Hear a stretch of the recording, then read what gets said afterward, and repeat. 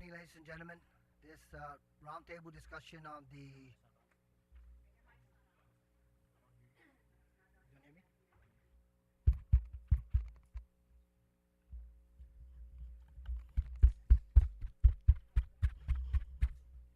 Hopefully they'll come by and let us know. Good evening, ladies and gentlemen. I'd like to welcome you all to this evening's conversation on roundtable discussion on the draft SCIS. Just a little bit, a few ground rules. First and foremost, I think it's very critical that as we venture through this comment period of 60 days, that the community comes together in terms of being able to speak hopefully with one voice. And that's the purpose of this roundtable discussion, is to try to understand and be informed so that in fact we'll be in a much better position as a community to provide our presentation. Just a couple of items. In terms of the presentation, we will go according to an agenda that has been pre-established, primarily so that we can allow different representatives to provide input, and then we will proceed with open discussion shortly after the presentation. I want to recognize a few people in the audience in conjunction with my colleagues who have joined us this evening. To my immediate left is Senator Tom Anna. Thank you, Senator. Vice Speaker Cruz, Speaker Wampat, Senator Ben Pangilinan, Senator Tommy Morrison, Senator Chris Duenas, and Senator Yamashita. Thank you very much, Senators. I understand that some of the other Senators will be joining us shortly. Once again, this roundtable discussion is to initiate the information exchange throughout our community with regards to the draft SCIS. We know that the media, our media partners, from the broadcast to the print, have been covering this particular issue over the course of the last week, and they've done a good job in terms of providing initial information. What we are here for is to exchange, to have an exchange, but a respectful exchange of information and perspectives in terms of how we view the draft SCIS. Please be mindful, ladies and gentlemen, of the time constraints. What we will do is, like I said, we'll go according to an initial agenda that has been set up, and then we will open to the public if anyone else would like to provide comments shortly after these individuals. In addition to that, I'd like to just reiterate and highlight that the draft SCIS was officially released by the Department of Navy on the 18th of April with an established timeline of 60 days to be able to provide comments. And on that note, obviously the clock is running, and I understand that there are some comments that will be shared this evening with regards to that particular timeline. I'd like to recognize also Mr. Mark Calvo, who is the director of the governor's, the Guam Build-Up Office. Thank you very much, Mr. Calvo, for representing the administration and participating in tonight's discussion. I'd like to also recognize, and albeit he is here as an observer, and my understanding is that he will not be responding to issues, but he's here as an observer, is Captain Ode with the Joint Guam Program Office. We have Major Alvarez, and then we also have Randy, who's also, I believe, a consultant and advisor. So they will be here. If, in fact, they feel compelled to respond to questions, then and we may entertain it at that time. But like I said, we will proceed with an agenda, and I believe that one aspect in conjunction with hearing from some representatives from the various organizations is to make sure that we also are able to work collectively with the front office, the Guam Military Build-Up Office, and hear their perspective in terms of how the government agencies will be providing their comments and as it applies to the draft SCIS. So the agenda will proceed with Mr. Mark Calvo, who is, I mentioned a little earlier, Director of the Guam Military Build-Up Office out of the Governor's Office. Then we will proceed with We Are Guahan, Our Islands Are Sacred, Guahan Coalition for Peace and Justice, National Association of Social Workers Guam Chapter, Social Work Student Alliance, Fuetsan Famalawan Beyond the Fence, National Chamorro, and then Senator Sanchez with the Consolidated Commission on Utilities, and then we'll open up to general comments from anyone else who would like to provide some comments at that time. Okay, so I appreciate not only your attendance and your participation today, but I would also like to once again exchange a request that we share respectful comments and perspectives, because really at the end of the day, we all share one thing in common, and that is is to work on improving the quality of life of all of the people of Guam. And I certainly hope that that common goal would be reflective of the outcome come 60 days when the timeline is completed. So without any further ado, we will proceed with the initial presentation by Mr. Calvo. Thank you again, Mr. Calvo, on behalf of the committee and the members of the legislature for joining us this evening, please.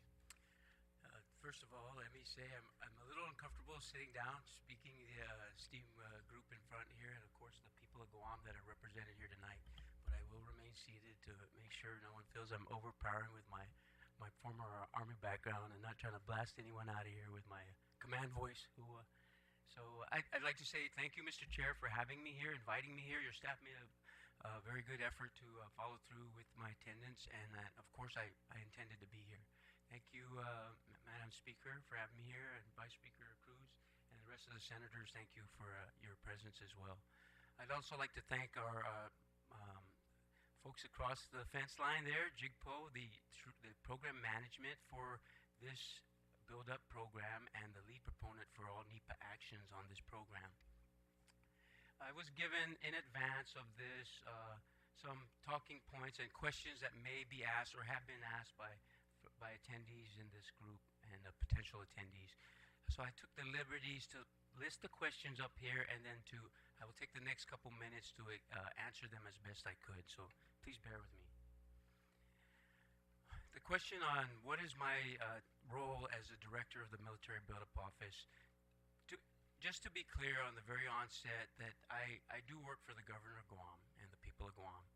I've often been confused to be Captain Old's boss, which I would gladly try to do. I'd love to have a Navy man work for me. But be clear again, I work for the Governor of Guam, and the office that I work out of is manned by myself and two other colleagues who cannot be here tonight. And we occupy some office space down at Adelup. And anyone here and everyone in Guam is welcome to come and visit me. Okay, you see up here that I serve as the one big responsibility from a charge directly from the governor when I took this gig, if you will, that I serve as a primary contact to him for all Department of Defense issues. And in that capacity, there are many, many other things besides the buildup. The other thing that you're interested in hearing here today is that I am the primary point of contact for the governor for all buildup related issues. Several other questions here. They're very big questions, and I'll try my best to answer them as thoroughly as possible. What is my plan, Mark Calvo's plan, to provide information to the community from the executive branch? When I took the job, I was challenged immediately by the Chief of Staff, Frank Ariola, and the Governor of Guam to be the face for the buildup. That if they had any questions that people of Guam might think about the Joint Guam Program Office, and maybe former General Bice's office, but they said, no, we want you to be our lead and the face for the buildup on Guam. And I've tried to make that challenge to me met by offering and extending outreach, any opportunity to present to you as a community, anywhere in the community, build up information that I might have, and to take questions that I cannot answer and address it to the appropriate contacts and respond accordingly. I leave it up to you for those of you who participated with my information sharing on behalf of the governor on my report card for that. And if I rate a C or D, please let me know. I would be glad to discuss with you how I can achieve, if I could, an A rating from everyone. But that is what the governor expects for the people of Guam, and that's what I'm trying to do. I'm here again in front of you today to be able to do that. This extension of information providing from the governor's office is offered to every and any citizen of Guam, okay? I offer this extension as well to do this job as efficiently as I can to the Joint Guam Program Office. And honestly, in my 2 years in this capacity, I've had nothing but great working relationship with the Joint Guam Program Office, and for that matter, for the Department of Defense. I will tell you that in the capacity I serve the governor, that I do not, as some of you might know, as a retired military officer, that I do not take my job and responsibilities to you, the people of Guam, lightly. And I do not, for lack of better terms, I have not drunk the Kool-Aid that I will roll over for anything build-up related that may be at a disadvantage for the people of Guam and the governor of Guam. So I owe you that, I promise you that, and I hope I have delivered that and continue to deliver it. Also in this capacity, and as far as providing information, I've worked closely with the Joint Guam Program Office to understand how they communicate the message that they have to deliver. And with regard to the draft SCIS, we've had many conversations with the Joint Guam Program Office to assure that the public dissemination of the message and the intent of the Department of Defense is heard. I believe wholeheartedly they have provided that ability to the community of Guam. If you feel differently, please take it offline with me, and we will work with you. My virtue of me being here tonight, whether I'm summoned or not, is also an extension of this message, providing information to the public with regard to the buildup to the best of my abilities. Please understand again that the program right now still belongs with the Department of the Navy through the Joint Guam Program Office. And our concerns, if I haven't heard them already, the governor has not heard them, if the legislature has not heard them, we're here to hear them again or to hear them anew. Second question up there, what is the administration's role regarding the impact on the region with the military buildup? Some of you know or have heard that the buildup, it is not only isolated to Guam. There are implied and inherent growth and footprints that DoD is expecting to exercise in the Northern Marianas.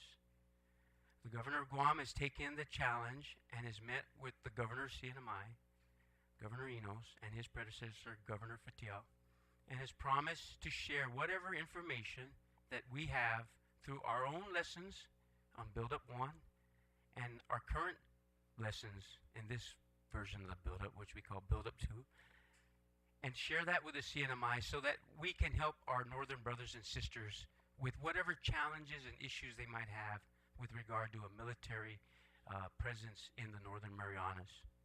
So that is the administration's role, to serve as an experienced lending hand if we need to, and to provide counsel if we need to or we're called upon to.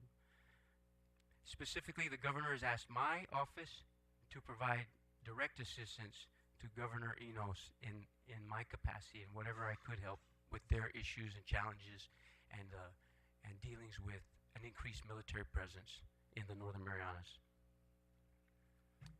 What is the relationship with the Civil Military Task Force and this administration? The Civil Military Task Force, for those of you not familiar with this organization, was formed by the previous administration, Governor Camacho, through an executive order to allow the people and the government agencies to address this huge magnitude change, Build Up 1, if you will. Governor Calvo, almost immediately upon his inauguration, sought to improve upon that CMTF, which produced some very, very important documents for the people of Guam. There was very valuable input by many stakeholders at the community and at all levels of the government and private sector, and incorporate those into where we're moving forward with the current buildup. He, through an executive order, executed the Guam First Advisory Council. And under that Advisory Council executive order, he incorporated the Civil Military Task Force as an adjunct and an advisory committee to the Advisory Council. We still fully intend on using the CMTF if we need to. At this point in time, we have not invoked the CMTF for any inputs. The previous legacy and records are large in magnitude and have derivatives that we are currently using for the current buildup. Our finance team in the government of Guam with the governors at Adelup is directly tasked right now to take the Civil Military Task Force inputs, which total about $2 billion, and address it with the current buildup. What that thing looks like at the end, we're not sure, but we will brief the people of Guam when we get there. We anticipate we need to have this discussion through Congress's intent to form an economic advisory committee so that these federal agencies outside DOD can vet government of Guam and the people of Guam's concerns for things outside Department of Defense responsibility. So we're working with the Congresswoman's office in that area, and again with the people of Guam and those entities that would have provided information in the Civil Military Task Force. The final question that was asked of me to talk about tonight is, will the administration be requesting of Government of Guam agencies to submit comments on the draft SCIS during the commenting period? The answer is yes, and overwhelming yes. We expect our government agencies to do what they're supposed to do, and that is look at what the impacts are for the Department of Defense presences on Guam, how it's going to impact our communities. So with that, I have had, with the help of JICPO, a facilitation meeting that laid out what you are now seeing as a public release for the draft SCIS. This meeting happened on April 14th, if I recall correctly, and I had all Government of Guam agencies present. I talked to them about the current release of the draft SCIS. JICPO assisted with some of that information, and I asked these agency directors and leads to return to me on behalf of the governor by May 30th their draft comments. At that point, we will review them and provide them to the governor in the form of an information briefing for his concurrence to move forward or advice and guidance how to move. I will inform you of the results of these comments. For that matter, all comments into this draft SCIS is open to the public. Anyone can provide information. For the Government of Guam agencies, again, I will channel them. I've asked them to all channel their comments to me by May 30th, their draft comments, and we fully intend to provide a summary comment statement from the governor on all the agencies' inputs and provide it to the Joint Guam Program Office and Department of Navy before the suspense, which I understand is the 17th of June, 2014. I highly encourage everybody, family, friends, even abroad, who are interested in this program to provide comments directly to the Joint Guam Program Office through their website. Thank you again, Senator, for having me here. I'll be here for the rest of this and be able to answer any questions, I hope, for anyone on the floor. Thank you. Thank you very much, Mr. Calvo. Senators, I'm going to ask that during the course of the comment period that I will yield to one question from every senator so that we can allow and make sure that we get through this evening with everyone providing their appropriate comments. So I will go ahead and start with Speaker Wampat if you have a question for Mr. Calvo. Thank you, Mr. Calvo. Mr. Calvo, on your fourth question there, you've indicated that you're definitely going to encourage or request that all departments and agencies submit comments. However, you're also indicated that depending on the comments that you've sent, that the governor is going to do a summary. And what if some of the comments then are definitely contrary to what the governor wants to report? Will that still be a part of the governor's report? Yes, of course. If there's controversy from one of the department agencies with what the governor believes is a way ahead, there will be a discussion about those. But the comments periods allows anyone to to provide those comments. That's important because if they're going to submit their comments to the governor, will they, as individual departments and agencies, be allowed to submit their own comments, and that it not be, in addition to the governor's summary? Or would yes, it'd be allowed. Yes, I would encourage that. Yes. Thank you very much, Speaker Wampat. Thank you, Mr. Calvo. Vice Speaker Cruz? Senator Almada? If not, Senator Yamashita? Any questions or comments? Speaker Beck? If you have one question, please. Thank you very much, Mr. Calvo. The Joint Program Office was a joint meeting on April 14th with all the departments and agencies. Can we get minutes of those meetings? What was discussed? it almost seems like a pre-comment meeting and pre-review meeting, and so I think that those meetings should have been, the record and the proceedings of those meetings should be public, and would request that the minutes of those meetings be provided. I have no minutes to record, but I do have a copy of the slides that I presented to the agencies, and I certainly could provide that. I have comments that were made on the floor that I could But no, encapsulate and summarize and provide those as well. can you do that? Yes, sir. Yeah, and again, I just want to reiterate that I think it's very important that all the departments and agencies have the freedom to submit comments as it impacts their specific agencies and their tasks, Sure. over and above the general over-encompassing impact of these buildup that the governor's concerned about. And I think it's very important that we capture those and make those public record as well. Yes, sir. And let me be clear, and I might have said something that might have been translated wrong. The governor is not going to discourage any comments, and in fact, he encourages all comments to come forward and be heard. That is his promise to the people of Guam. Thank you, Mr. Calvo. Thank you, Speaker Pangilinan. Senator Duenas, you have a question? Yes. Thank you. Mark, with the presentations today, of course, you're going to get a wealth of information. Have you had any contact in your official capacity from any of the groups present tonight to make a presentation? Yes, several contacts with some of the. Good. I think I In- just- I in the think past this 2 years. information- Yeah, I think it's good, especially the public that's watching out there, to know that there has been active dialogue, and so now we look forward to the balance of tonight's presentation. I just think it would be important for folks to know that all of these groups have engaged with you. Thank you, Mr. Chairman.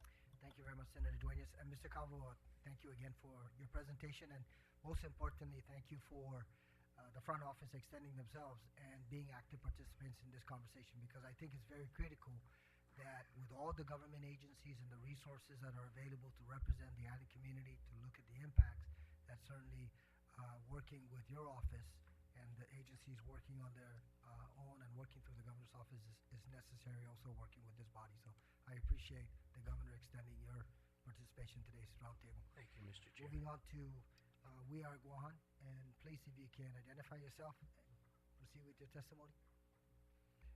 I take it, Mr. Camacho, I take it you're presenting and, oh, okay. Yes. Sorry.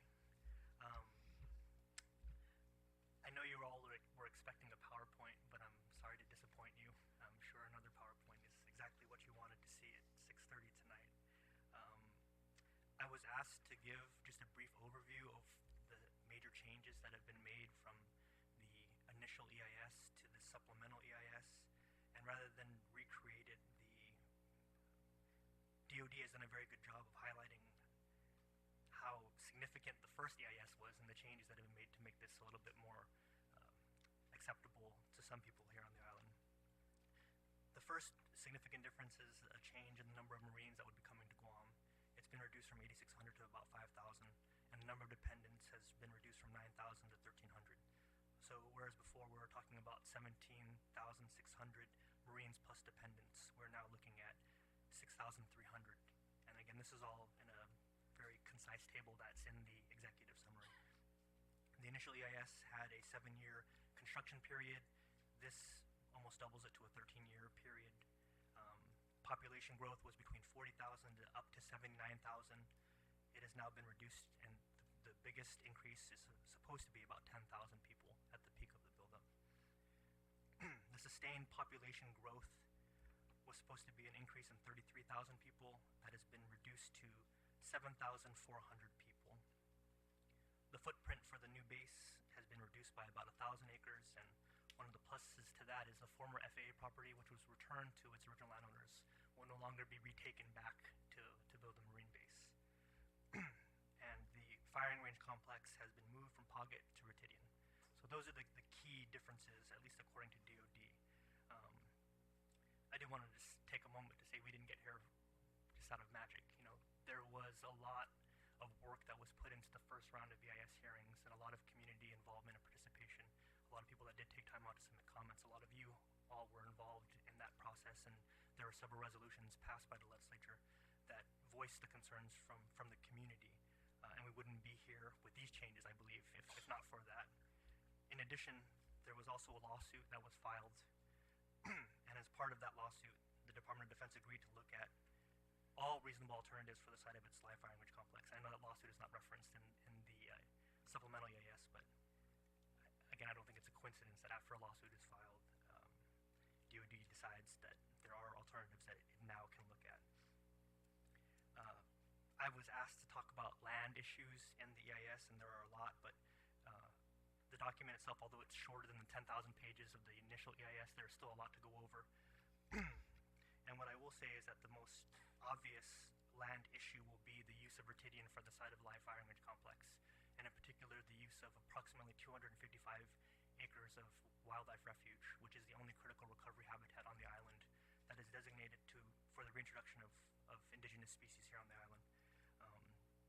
There have been some proposals to give additional land to Fish and Wildlife to replace that, and the Ritidian refuge, as you all know, is very controversial in nature because of the original landowners and the transfer to Fish and Wildlife. But just in terms of talking about the critical recovery habitat, that is the only critical recovery habitat on the island, and that will be taken in addition to about 3,000 acres of ocean that will be designated as part of the surface danger zone north of Anderson.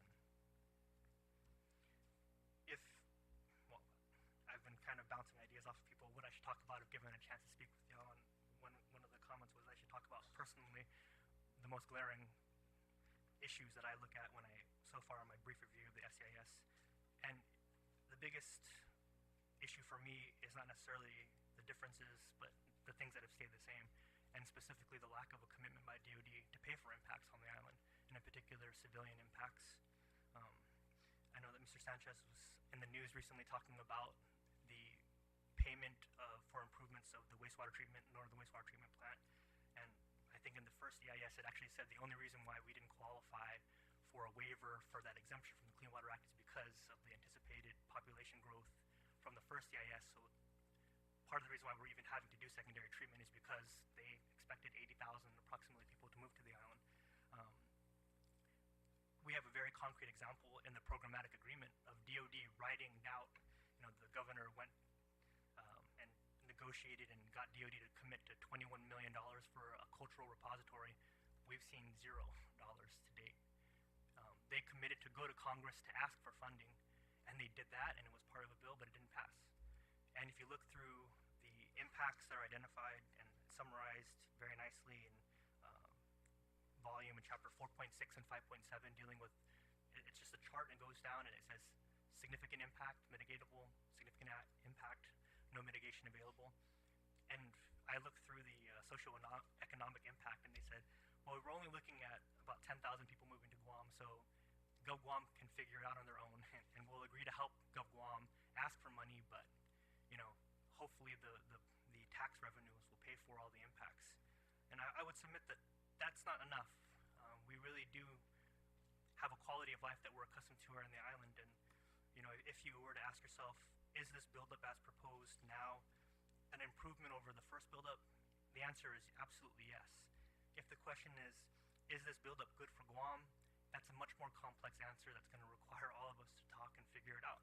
Because if you look at things like our schools, our hospital, traffic, noise, and I've spoken with a couple families here from Arunao and Anapsan, and if you look at the noise contours, there are only 3 homes that are going to be affected, and all 3 of those homes are in Anapsan. All right, but you don't really hear all of that being talked about. You talk about, oh wow, this is a huge improvement over what we had the first time. So we can't be less critical just because it's an improvement over what was happening the first time. And with that, I will submit. Thank you. Thank you very much, Attorney Camacho. Speaker Wampet? Anyone? Speaker Ben? Even when you also look at the socioeconomic and general services, I'm kind of curious. Now they classify economic activity as less than significant impact. Does that mean there's really going to be very little additional revenues realized by the government of Guam. Well, Since it's kind of curious that the socioeconomic issues are going to be significant impacts, but maybe mitigatable, but the economic activity to trigger and generate additional revenue is less than significant.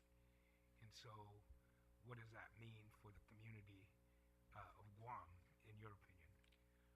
I don't think that I'm not an economist. I remember the first time we did the EIS, I was tasked with looking through the economic section. I'm a literature major, but I'll do my best to get through it. And I don't think that the economic analysis was very rigorous, and it's still very rigorous. You know, there are a lot of assumptions that are made. I know that you pointed out the first time the tax collection rate is one thing that needs to be taken into account, and there was Ms. Ruane, the professor at EOG, that talked about how overinflated the numbers used. They used the Hawaii multiplier in coming up with the economic impact. So I don't think it's inconsistent with anything that we've seen in the past. But I do think that, you know, in terms of cost benefits, the only benefit that the buildup is supposed to generate is economic benefit, and everything else is cost. So we really are talking about quality of life versus GovCom revenue at the end of the day. And if what you're saying is that there's going to be less than significant impact from the economic side, then you can come to your own conclusions as to whether or not we're going to come out ahead of this. Well, it's what they're saying. Well, I'm reading from the chat. normally they will, again, Explain. historically try to overestimate the economic benefit while underestimating the socio-economic costs. They made it to tell the truth this time. Thank you, No Speaker comment. Ben. Thank you very much. Senator Dueñas? Mr. Camacho, in the original EIS, and of course now the EIS, you've pointed out quite well the differences. You now say once again that and reiterate that there are challenges with regard to the current identified preferred location for the range. Is there a position at all from your organization, Aguon, of any acceptable preferred location for this activity? All of them have challenges, and we don't really look at it as our job to find an alternative that doesn't have any negative impacts. You know, the impacts on the critical recovery habitat are huge, and there's a reason why they are federally protected and federally designated. So the loss of critical recovery habitat, and you're saying, well, you have to choose between that or us taking Pauget and building a language complex over it. Now, I think we have to move back and say, well, if you look at the number of ranges that they're going to be using, and the range that has the largest SDZ is the 50 cal range. If you look at the projected ammunition use per year, it's 200,000 rounds per year.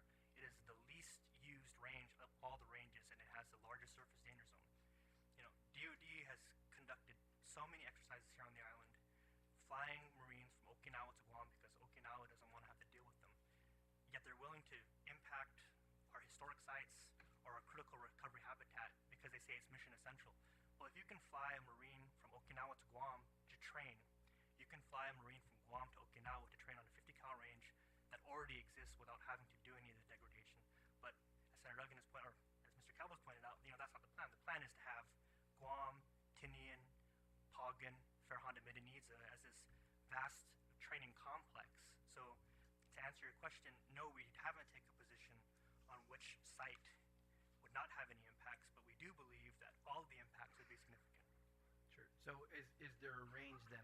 I think that would kind of be important to see, you know, for the sake of everybody kind of studying all locations. Is there a, as has been presented, a most desirable, least desirable? Is there a least desirable, I guess, in addition to what's been currently identified? I think the question isn't necessarily whether there's a best site. It's, is there a configuration that works best for the community? And the configuration I'm talking about is one where you don't have a 50 cal machine gun range. Okay. Because once you eliminate that range, you eliminate basically all of the significant impacts that everyone's had a problem with in the community when it comes to impacts on historic sites and on environmental consequences. Thank you, Mr. Chairman. Thank you very much, and thank you very much, Attorney Camacho. I think there's a couple of things that we really need to be reminded of is the timeline for submitting testimony. You alluded to that, June 17th, obviously the 60-day timeline. And then also with regards to, it's not a miracle of where we're at today. It's primarily because submissions for the previous EIS reflected upon impacts and mitigation, proposed mitigation. So I think that that's very critical in terms of public comments that are going to be submitted, that there has to be that recognition, identifying the impact of the proposed DSEIS, and then providing a mitigation in terms of what the concerns are and providing evidence to that effect. And I think that you're, from a perspective that you have been actively involved in, you certainly have done that, and I recognize that in terms of your contribution in the past. Thank you, Attorney Camacho. Moving on, our islands are sacred. Representative, please identify yourself for the record. Hafide Guahusi Victoria Lola Leon Guerrero. I'm speaking today on behalf of Our Islands Are Sacred. Our Islands Are Sacred actually began sort of meeting and forming around the Mariana Islands Testing and Training Range Complex EIS. And so really we've been working to remind all of us that we are all a part of a chain of islands, the Marianas, and that all of our islands are sacred and not places or spaces for war. I want to start off first addressing Mr. Calvo. Thank you so much for being here. I'm going to give specific requests of our government in particular, and then I'm going to go through some of the initial reads that our organization has done of the draft SCIS and how it is going to affect our islands. So first of all, I'm glad to hear that the agencies will be providing comments. You know, the draft EIS really showed what our community can do when we come together, when we're concerned, and when we are empowered to make a difference and to stand up for our future, because basically these decisions are being made for our future, and technically we don't have a say. We can only sort of make these comments and hope that they're heard and that action is really taken. So, you know, during the draft environmental impact statement, every agency had a designated employee whose job it was to read and provide comments on the EIS.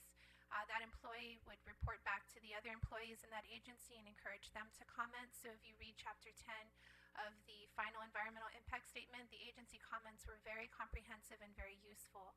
However, we didn't really get to see those comments until they were published in the final EIS. And so for this round, it would be really significant, number one, if we could actually get an extension of the commenting period. So we were granted an extension during the draft EIS from 60 to 90 days, and I believe the Congresswoman's office orchestrated that, and so we were hoping that she would be here today, or a representative from her office, that is, would be here today, because we need to make that request as soon as possible. It's no longer 60 days, we've got 50 days to comment on this massive document.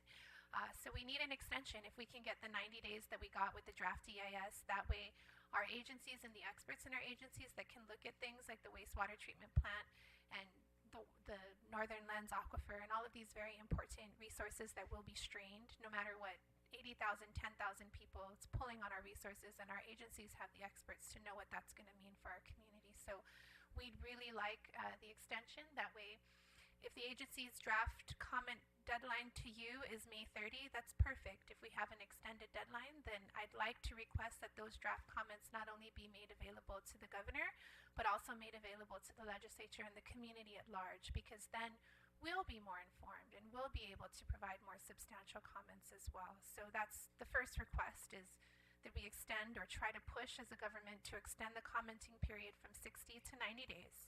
Number two, that the agencies make their comments available to the public before the end of the commenting period, so that we as a community can be well informed. And then also, during the draft environmental impact statement, we wanted to try to direct our comments as well to the legislature on things that you can do. So during the draft EIS, the legislature was very active. You know, you passed an excellent resolution expressing concerns from the community. You held your own public hearings, and in particular, there was a 3-day public hearing in which agency department heads had to come and testify at the legislature their findings from the EIS. And so I'd like to request that we do that again, that the agencies and departments involved come to the legislature and in a televised setting, as we did last time, talk about what their findings are in the SEIS. So, you know, so far what we've been seeing is that, you know, DOD was very effective. Page 3 of the executive summary, we have this nice chart that shows what it was like in 2010 and what it's like now, to kind of sort of soften the blow on the community that this is better, that this is a good buildup, and it almost creates this feeling that, well, maybe we don't have to read it. And I think the paper today, they eloquently called it build-up fatigue, that we're all very exhausted from having to read these very boring and often complicated language, but we try to read through that language. I myself have been trying to read through that language, because if we can't commit to that, you don't know what's in those details. And I think that especially from the government, from the administration, from these agencies that we're trusting, right, to provide for our community first, that we need to be sure that in those details, we're not all being compromised, that our livelihood, that our resources, our environment, our people are not being compromised. And we've got to put our people first, because we are the ones that are going to do that, not DOD. DOD has their priority area. Our priority area, the governor's priority area, needs to be the people. What are the impacts on our people? So that's kind of the first thing I wanted to say today, since I'm talking directly to you. But for our community, one of the most important things that we need to remember is that the Department of Defense and the federal government do not own our lands. They occupy them. There is a very big difference between ownership and occupation. Those lands were stolen. The families that own those lands have never fully been compensated. And therefore, during the first draft EIS, I never said keep it on your footprint. I don't see a footprint. I only see these islands and these lands which belong to the native Chamorro people of this island. And these lands they're not just, divided like that. We've got to break down these fences in our minds, that we think that what's on DOD property is no longer ours, and therefore we have no say. In fact, that's wrong. We do have a very important say and stake in these lands. Actually, Senator Hope Cristobal, my auntie to my left, she once said, if we don't have our lands, we don't have a place to be who we are. And so one of the biggest uniting factors during the DEIS, of course, was Paget. Why? What's at Paget? Paget has an ancient Chamorro village, and people didn't want that disturbed, because it's one of the few ancient Chamorro villages that have yet to be disturbed by construction and development and militarization in our island. It's one of the few places we can go to that are not behind fences. And I say that because Ritidian, Finagadzan, Haputo, which is bordering the cantonment and housing area in Finagadzan, are all culturally significant ancestral lands that we have a stake in, whether they're on or off the fence.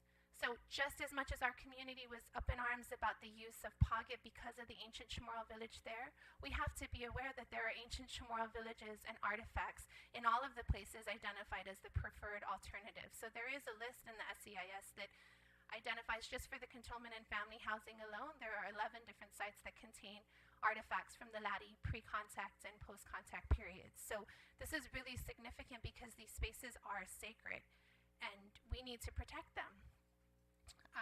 And in fact, these are not just lands that we need to protect and remember that belong to our ancestors. They're also lands that belong to families that are sitting right here at this table that have never been able to get their lands back. So, that's the first thing, is that we have to remember these lands still belong to us. Ritidian itself, the role that it plays in our community is that it is also one of the few places that you can still go to. Granted, the gates close at 4, but the community is still welcome to go to Ritidian and visit the caves there, where you can see actual handprints from our ancestors, where you can actually see their drawings and what they were trying to communicate with us. It's one of the most beautiful, pristine beaches on this island. And as Levin discussed, it's a critical habitat for the very few native birds that we have remaining in this island. What is the biggest threat to those native birds? The introduction of invasive species and military weapons that have scared them away, right? These training ranges and the noise that they make, they're not friendly to birds. So it is a habitat that is important, that we need to continue to protect. So the other thing that is found in these lands are also amet, medicinal plants, native plants, indigenous plants to our island that will be bulldozed to make way for more construction to support this space and to support these ranges. Another really big thing that I was reading a lot about today, I got to this section dealing with water. Water is an important resource to any community. building 11 new wells is going to happen in any of the alternatives for this new build-up plan. What is that going to look like for our community? How is that going to affect the Northern Lands Aquifer? Who's going to pay for that, right? And are we really willing to take on that burden? Or are we going to look at what do we have now in our community? Are we providing enough already for our existing community? You know, you build more wells, you increase the chances for contamination. And again, we're fighting over this very precious resource. We need to begin to see that these places have spiritual value as well. And so opening up the ability for a firing range in a spiritual space, like we saw with Paget, it does affect us. And there are people who still believe in that, right? Those of us that were taught to enter the jungle quietly, right? We're allowing for guns and Marines to be stomping through these jungles. What does that mean in these spiritual spaces? As I mentioned earlier, one of the reasons that our islands are sacred began to sort of spread this message that our islands are sacred was because of the Marianas Islands Testing and Training Range Complex. The military isn't seeing the Marianas as divided like we are, right? The only reason that Guam and the CNMI are divided is because of colonization, right? Guam went to the US and the rest of our islands went to Germany after the Spanish-American War. What divided our islands initially were not our people who couldn't get along, as we are sometimes told. It was because of colonization. And so when we look at what's happening today, our islands are being seen as one chain for training, for war. Is that what we want to be known for? Is that what our legacy was? Is that what our Chamorro ancestors protected these beautiful, amazing islands to be? A training place for war? Because that's what's happening. That's what live fire training range complex is with MPMG, multi-purpose machine gun range, HGs, hand grenades. We've got to read through these abbreviations and figure out what they mean. Is that who we want to be? When you look further at the other EIS, because this isn't the only EIS we have to read right now. We've got to read the EIS looking at the Met. We've got to read the upcoming EIS dealing with Pagan. And what is going on in Pagan and the rest of the Marianas? Bombs. We're bombing our islands. We're bombing the ocean. What does that mean for our people? Who do we want to be? I'm glad to know that you're working with the CNMI because we need to think of our islands as one again. We need to look at how do we exist as the Marianas without having to rely on war to be able to feed our people. That makes no sense to me. We have to explore other options, other economic options. I do not support the buildup. I have never supported the buildup because I believe we are much more than that and we can do much more than that. And I'm calling on you as my leaders to be creative, to be bold, because a lot is at stake. Our future is at stake. At the end of the day, I'm going to end where I started. We didn't have a say in this. We may feel like we do because we get to leave these comments, we get all these special briefings from these people in uniform, but they will decide what they will decide. We saw that. We've seen that time and time and again. This is an issue of sovereignty.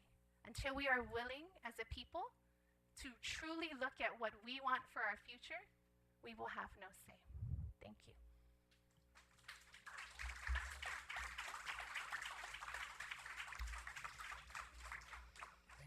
Ms. Dangkolo, for your comments this evening. Speaker one? Anyone? Senator Duenas? I want to preface this question by saying I think this is important to have information exchange, and I think you had a very passionate presentation. I just think that we have to ask questions so that there's balance provided, and I want to understand your perspective.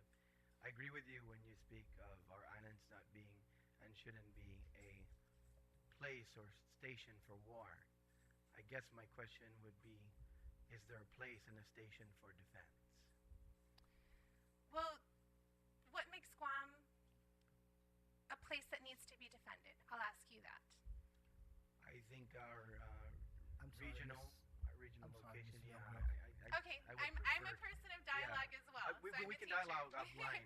But, So I think that I the don't mind largest answering. threat to who we are as a people and our defense has been the U.S.'s presence here, right? So the reason we were attacked during World War II wasn't because of us as Chamorro people. It was because of the larger world, because of the World War and who were the players in that. Japan and the U.S. Japan was attacking the U.S., not the people of Guam, right? And so if we look at where we are today, and this has come up many times, the greater the military presence on our island, the bigger the target we are. So I don't feel safer when there's more military here. I actually worry that makes us the closest, biggest base to some of the U.S.'s biggest enemies right now. That doesn't make me feel safe. If we were to be in a position where we were negotiating what presence, if at all, a military would have here, that would be very different. But we're not in that position. And so therefore, the larger and larger the military presence, the more unsafe I feel for myself and for my children. And we have to look at what safety is and what defense is, right? Do we fear constantly the threat of an imposing attack from another country? Or do we face the fact that since the military has been here, the number of cancer that has been killing our people, the number of non-communicable diseases directly impacted with our dependence on this lifestyle have been killing our people? Those things also deal with our security. So when you talk about defense, we've got to begin to ask those larger questions. Why do we need to have such a large defense to begin with? Thank you for your perspective, Mr. Chair. Thank you. Thank you, Senator Dueñas. Any other questions? Ms. Leon-Guerrero? If not, thank you, Ms. Leon-Guerrero, again for your presentation this evening. If I can ask the Guam Coalition for Peace and Justice, please identify Afternoon. yourself. My name is Lisa Baza, and I will be presenting this evening briefly on behalf of Guam Coalition. Dr. Natividad is Malangu. So the two issues that I've been asked to address are like the two largest issues, and I'm just going to do a very surface review, and we'll be submitting our comments more comprehensively as outlined. So the two issues would be the 5 live firing training ranges and the hand grenade range in Anderson South.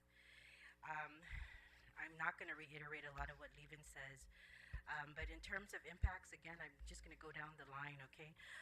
Number one, in terms of potential for water toxicity, as indicated in the 2010 EIS, there are project areas that overlie Finagazan and Agafagumas, the sub-basin areas that are used for drinking water sources.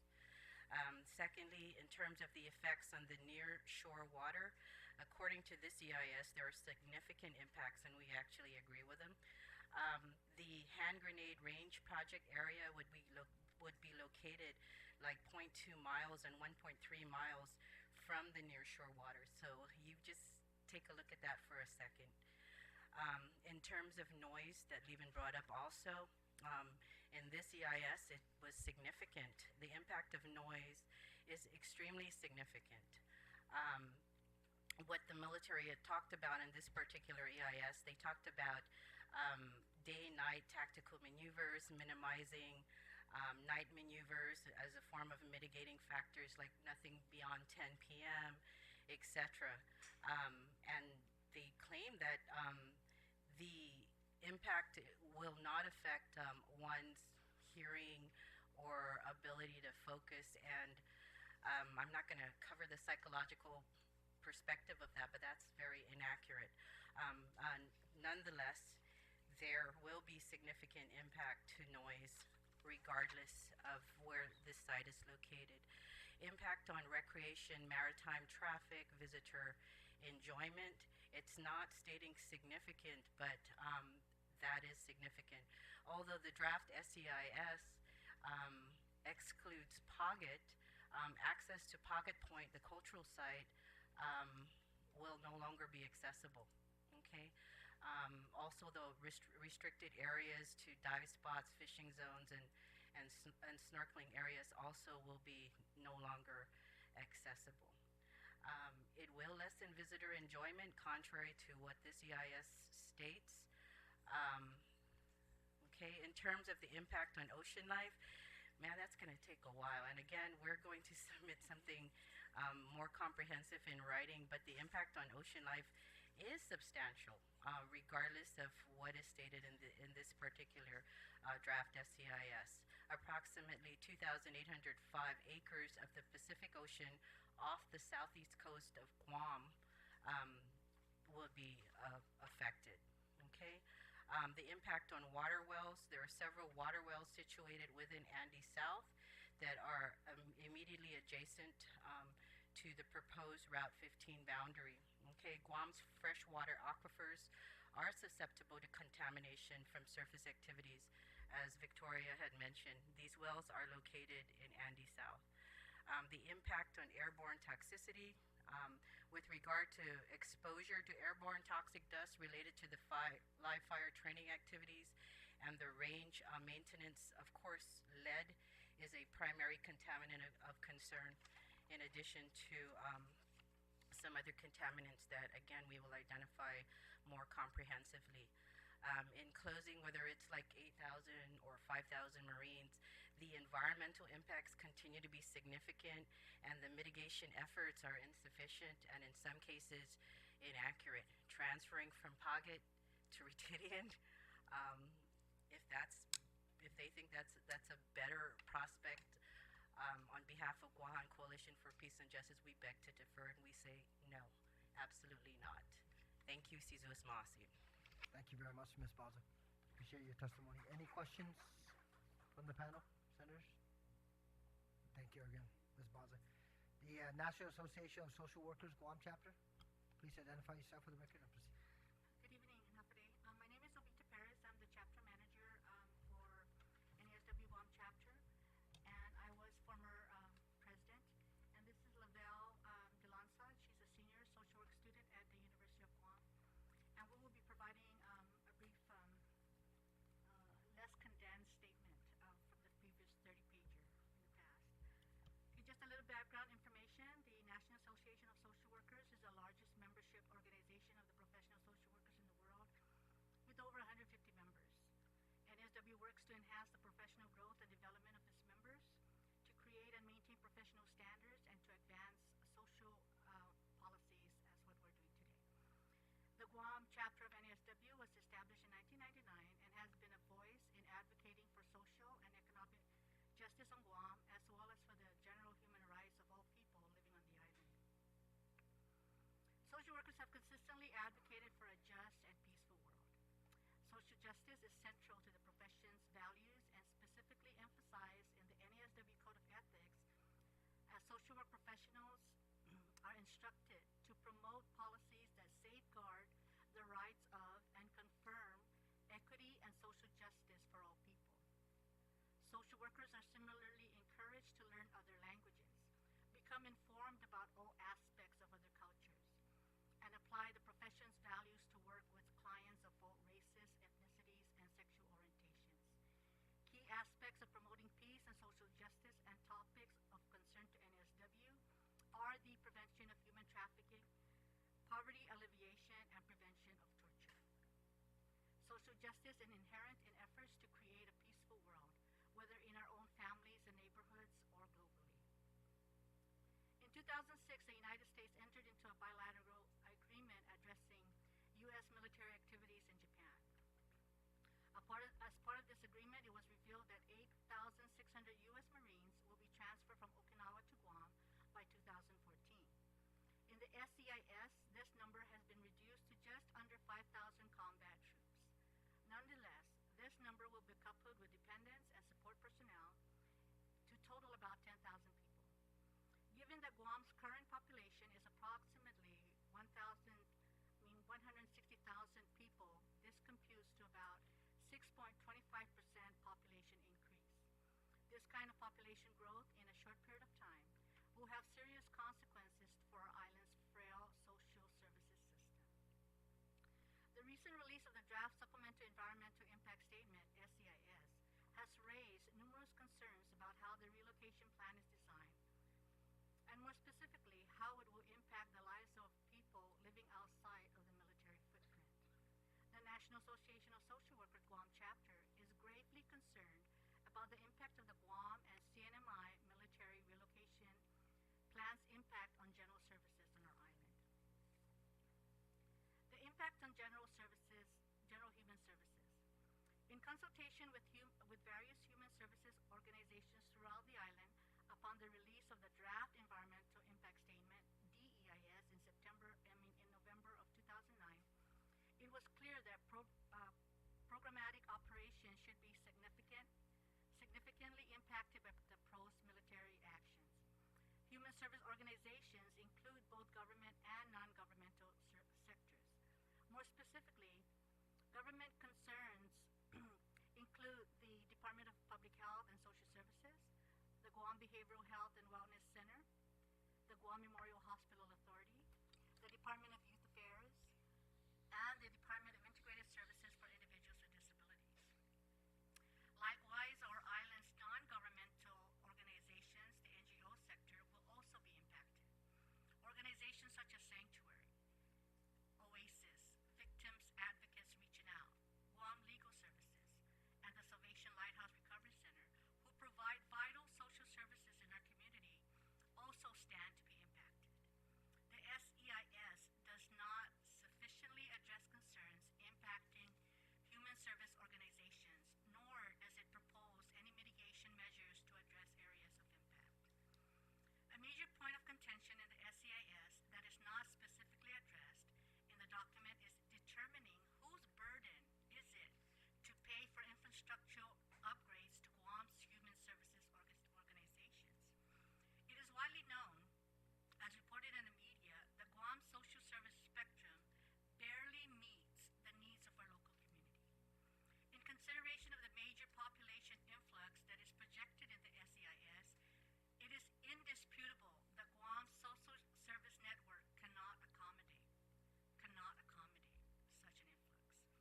The following discusses the current state of several of Guam's governmental social service agencies, as well as points of clarification and suggestion in an effort to mitigate significant impacts in our community.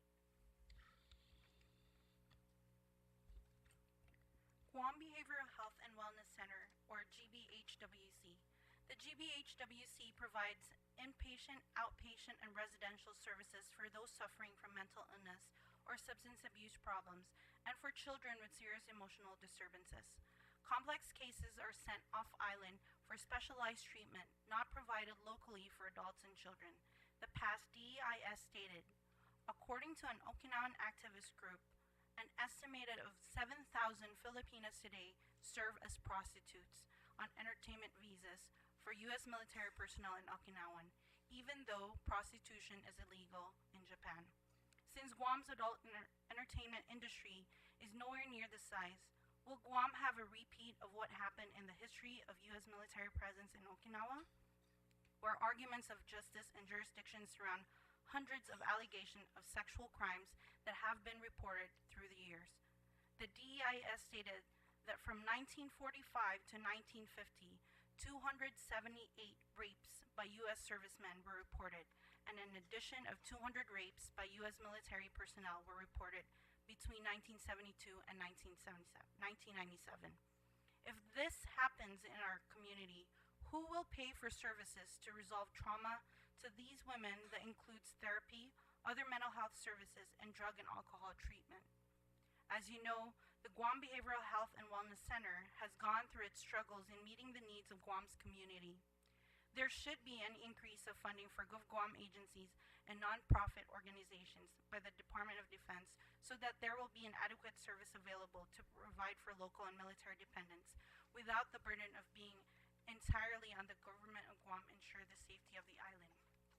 According to a presentation held at the legislature on February 4, 2010, Dr. Andrea Lettheiser, a clinical administrator for Department of Mental Health and Substance Abuse, reported that in the area of substance abuse, 20% of their clients are from the military. Before the proposed buildup can occur, military commands must sign and put in place a memoranda of understanding addressing the payment structure and services to provide by Government of Guam agencies to military personnel and other persons associated with this buildup. GovGuam should be asking, what additional federal sources of funding can be provided to support such services? Guam Memorial Hospital Authority, or GMHA. The hospital currently has a bed capacity of 208 and with 159 beds designated for acute care. The social service supervisor at GMHA reported that the hospital is at 100% capacity for over 3 weeks out of the month in all adult wards. It is not uncommon for the media to report patients in the hallways of GMHA waiting for the availability of a room. Further, the lack of specialty care available on the island adds another level of complexity, necessitating the transfer of patients to medical treatment centers in places such as Philippines and the U.S. states of Hawaii and California. It is clear that without corresponding increases in bed spaces and other resources to the island's healthcare system, potentially health and safety impacts could include a longer wait, response times for patients, fewer or no available providers on island for chronic or acute issues, complications for death from delayed treatment, and or requirements for patients to travel off island to receive adequate treatment.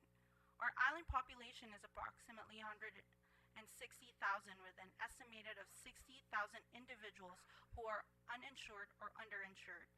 Guam's federal matching funds for Medicaid is a lower rate than allowed to most other U.S. states and territories at 50%, the minimum rate. How will GovGuam come up with the money to pay for the exhaust cap if the minimum rate is not increased and the population is tripled within a shorter time frame? GovGuam needs to ask, what can the U.S. military do to ensure raising Medicaid and Medicare caps applicable to Guam?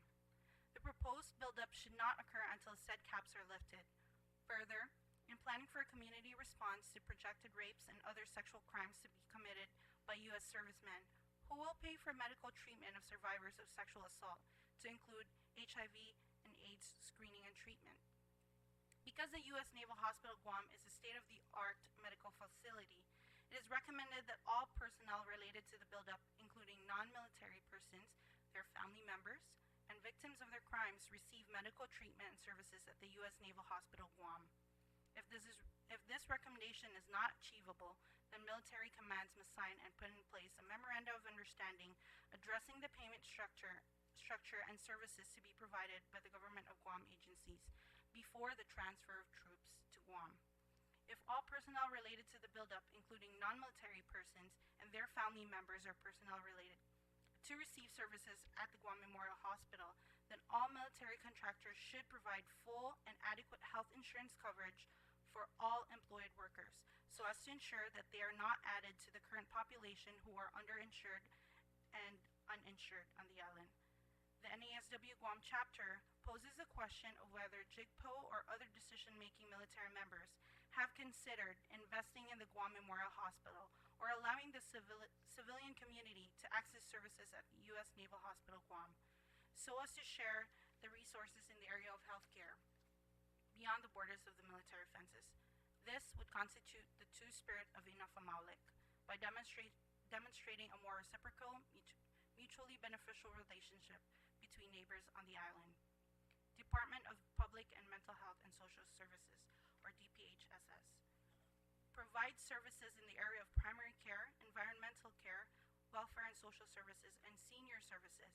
The agency oversees the provision of services to include northern, central, and southern community health centers providing primary care services. DPHSS is also responsible for the distribution of welfare benefits and program assistance to include MIP and Medicaid, licensing of child care facilities and foster homes, protective services for children, senior citizens, and persons with disabilities, the administration of health and sanitary certificates, immunization, issuance of birth and death certificates, reporting communicable diseases, and other community support services.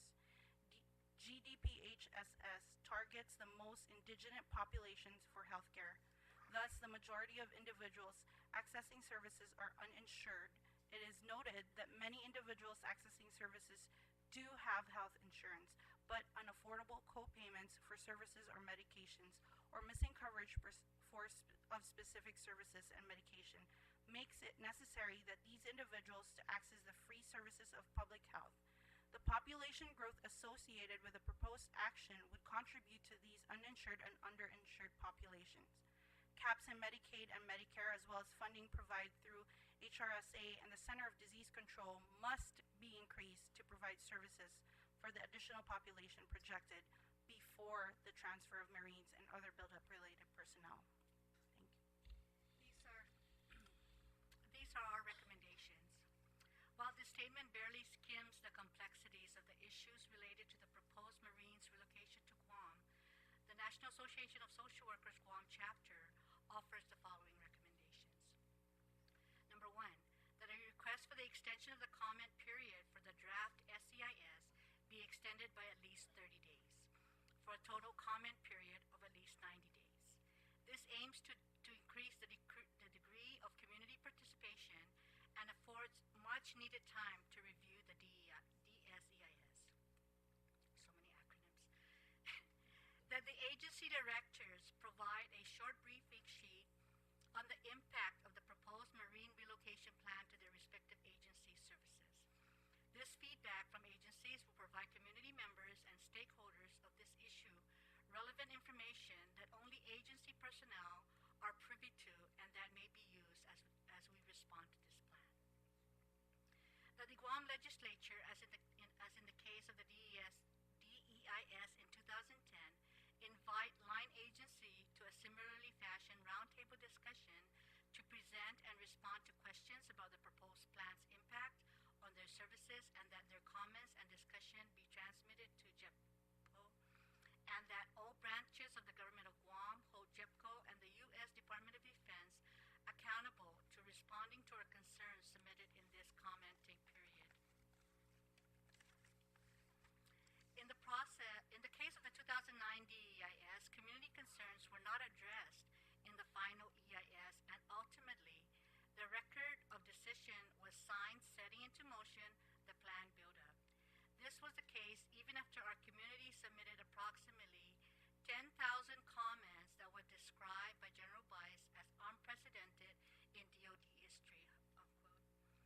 Had it not been for the lawsuit brought against the Department of Defense, of which the Guam Historic Preservation Trust and We Are Guahan were a part, thank you for that, we would not have had the opportunity for the SEIS and the reductions and configurations of the current plan. As leaders of Guam, the NASW Guam chapter will call on you to lead us to these efforts.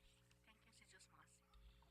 Thank you very much, Ms. Paris and Lavelle, for your testimony, your presentation this evening. Any questions or comments for the two individuals?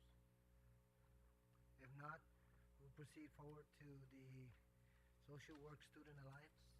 Please identify yourself for the record and proceed. Hello, my name is Antonio Diaz, and I am the president-elect of the UOG Social Work Student Association.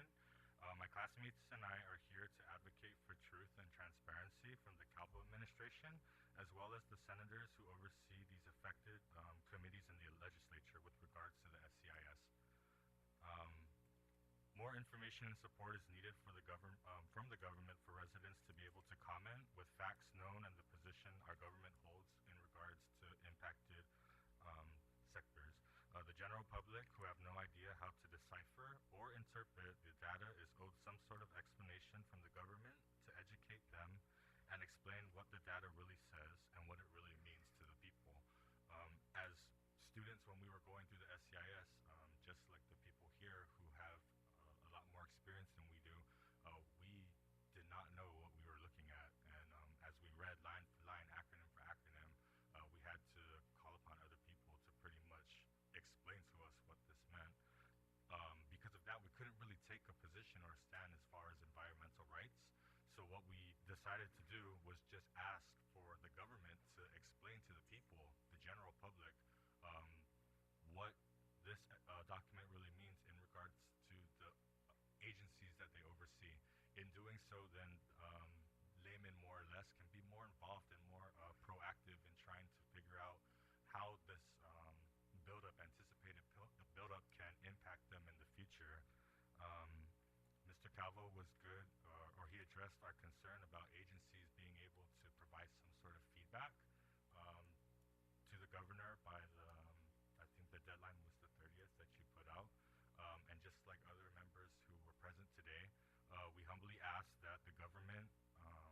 extend the deadline for commenting period just so people such as myself and other residents can actually interpret the data, find out what it really means to them, have a roundtable discussion, figure out how they can move forward in promoting the issues, as well as being able to make sound and educated comments and feedback that will affect them for generations to come.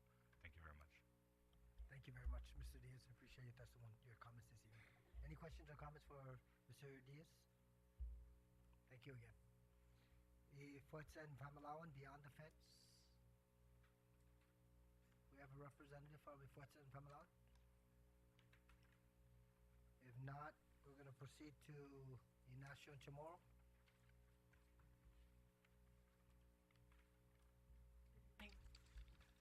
Good evening, Honorable Senator Aguon and the Oversight Chair of the Committee on Guam, U.S. Military Relocation, Homeland Security, Veterans Affairs, and Judiciary. First of all, I would like to thank you for giving us this opportunity and for your staff for allowing us to be on this table. Dispense us on out, if you could just identify yourself. Oh, I'm sorry. My name is Catherine McCullum. Just muffled. Catherine Flores McCullum. I would also like to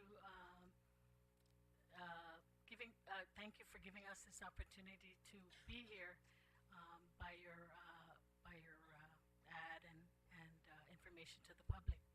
Although I'd like to, I'm hoping that you would continue allowing us to be here and inviting us to these meetings, if at all possible.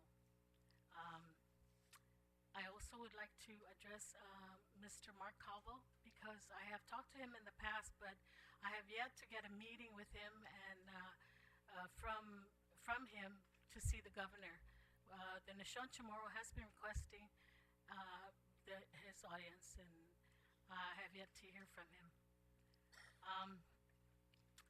I am one of the heirs of Benigno LG and Dolores Martinez Flores, landowners to several properties at Ritidian, and which we call in Chamorro Litecten. My heart is heavy today with the knowledge that the surrounding areas of Detachment 5 will be used as a firing range. Landowners in Arunao and possibly Hinapsen will be restricted from using their properties to their best use 36 weeks out of the year. This is totally ludicrous. We met with Congresswoman Berdalio on March 5th, 2014. The Ritidian families, we've gotten together, we've been requesting a meeting with her, I'm sorry, it's April 5th, 2014. And only to find out that she had introduced HR 4402 just the day before we spoke to her. No mention of this bill was told to us, only that she supported the land return of Ritidian to us, and that she would like to see U.S. Fish and Wildlife removed from the area. She even supported introducing a Guam Lands Return Act of 2014. We left with the meeting feeling hopeful. Now we feel totally betrayed. I would like to remind the Congresswoman, all the senators, and the governor, Lieutenant Governor, that we do not work for you.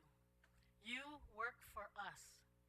Where in this whole military buildup is the people of Guam considered?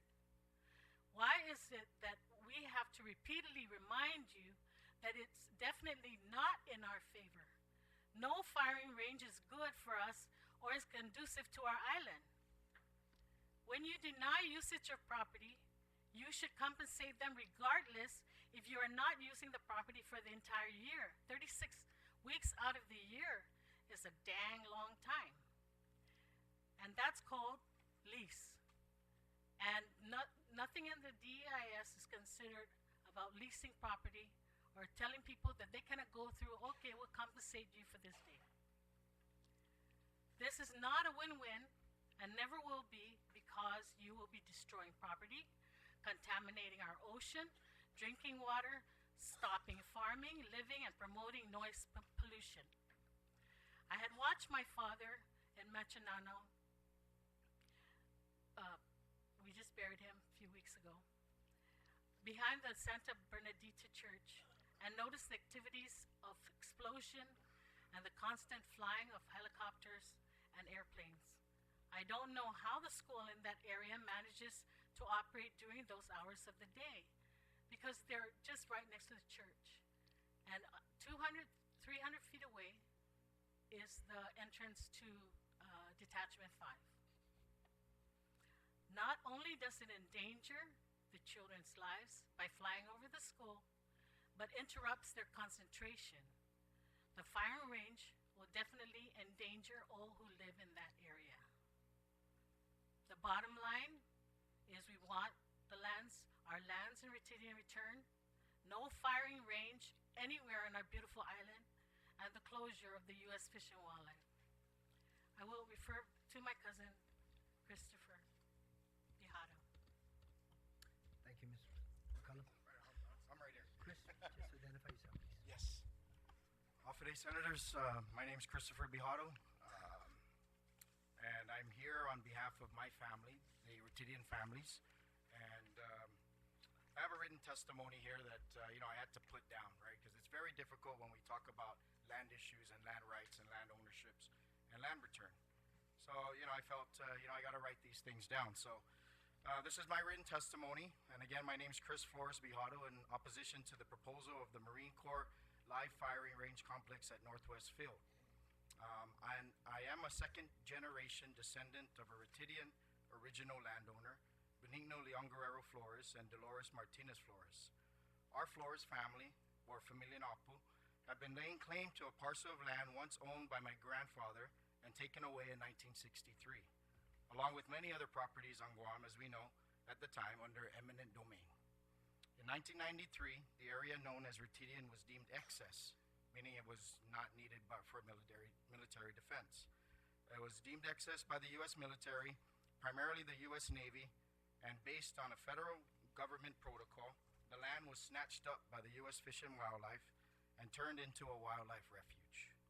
At that time, our local government did nothing to assist the Retidian families to fight to regain these lands. It's too late to point fingers and blame the leaders at the time about the lack of support in trying to regain our lands and have them returned to the original landowners. Now, our family strongly opposes the proposal of the Marine Corps live firing range complex at the Northwest Field. We also oppose Congresswoman Berdallo's recent bill H.R. 4402, the Guam Military Training and Readiness Act of 2014, which would, quote, authorize the Secretary of the Navy to establish a surface danger zone, or SDZ, over the Guam National Wildlife Refuge or any portion thereof to support the operation of a live fire training range complex, end quote. As Kathy said, our family recently met with the Congresswoman on April 5th, 2014 at a banquet room in the Outrigger Hotel.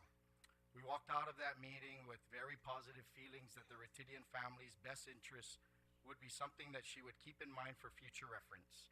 But not a mention of that bill, which was proposed in Congress on April 4th, the day before we met, was ever brought up in our meeting with the Congresswoman. There was a lot of talk about positive and we'll do this and do that. And I feel that, when these bills are being proposed, why aren't these bills having public hearings if they're for the betterment of our island here on Guam?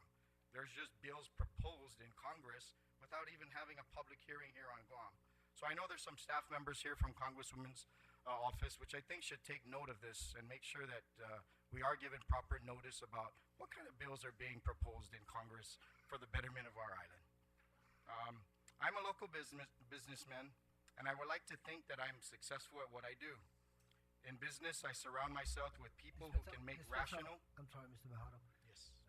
Ladies and gentlemen, please, we're trying to... You may proceed now. All right. I am a local businessman, and I would like to think that I'm successful at what I do. In business, I surround myself with people who can make rational and competent decisions for the betterment of our business. Now, when I think of the federal government and the U.S. military in particular, I like to think that these military leaders are the best of the best when it comes to making decisions for the security of our nation's defense. Although, when you consider the decisions being made with regard to the firing range, I feel they are incompetent in finding the right location for the firing range. Of course, we don't want a firing range here on Guam, right? But basically, there is a proposal. So the initial proposal was to use a sacred and ancient village in the site of Paget, which of course was going to infringe on local lands and for sure is going to get strong opposition from our local community. Now, this recent proposal uses military and federal lands on Northwest Field, but is directly aimed over the Retidian area and the wildlife refuge. I understand it is set back from the cliffside, but it still does not make sense to be shooting in the proximity of a site that has been deemed an area with endangered species, a turtle nesting site, and whatever other natural species the U.S. Fish and Wildlife is supposedly trying to protect. But that's another discussion we can talk about later. Why doesn't the U.S. military and the federal government stay within the confines of their bases, which is still our lands, of course, and use existing lands they currently have? I propose that the firing range utilize the current golf course on Anderson Air Force Base and face towards the eastern horizon. This would not infringe on any local property, even though we still think it's our land and it is our land. And the big question is, does the U.S. military really need a golf course for the sake of national defense? All right? So I understand that our family's fight for the Retidian property is a very tough one. It's very tough for us the past couple of years. Like Kathy said, we're second generation here. We've already lost many first-generation descendants. We only have 2 remaining live first generation still alive right now, and unfortunately they're not able to be here with us. And so but please know that we will never stop fighting and bringing up the issues important to the return of our lands. Maybe these lands might not get returned in my lifetime, but I want my children to understand that the history of the wrong that has been done with regard to the occupation by the U.S. Navy and now the U.S. Fish and Wildlife needs to be righted. So again, in representation of the Retidian families and the Flores family, we strongly oppose the proposal of the Marine Corps live firing range complex at Northwest Field. Thank you for your time. Thank you. Thank you very much, Mr. Bajado and Ms. McCullum. Any questions or comments, senators, for either of the 2 individuals? If not, I understand the speaker. Just as a note, our office also recently became aware of the Congresswoman's bill, and we have written the chairman of the committee requesting that they extend the public testimony time period for the receipt of testimony.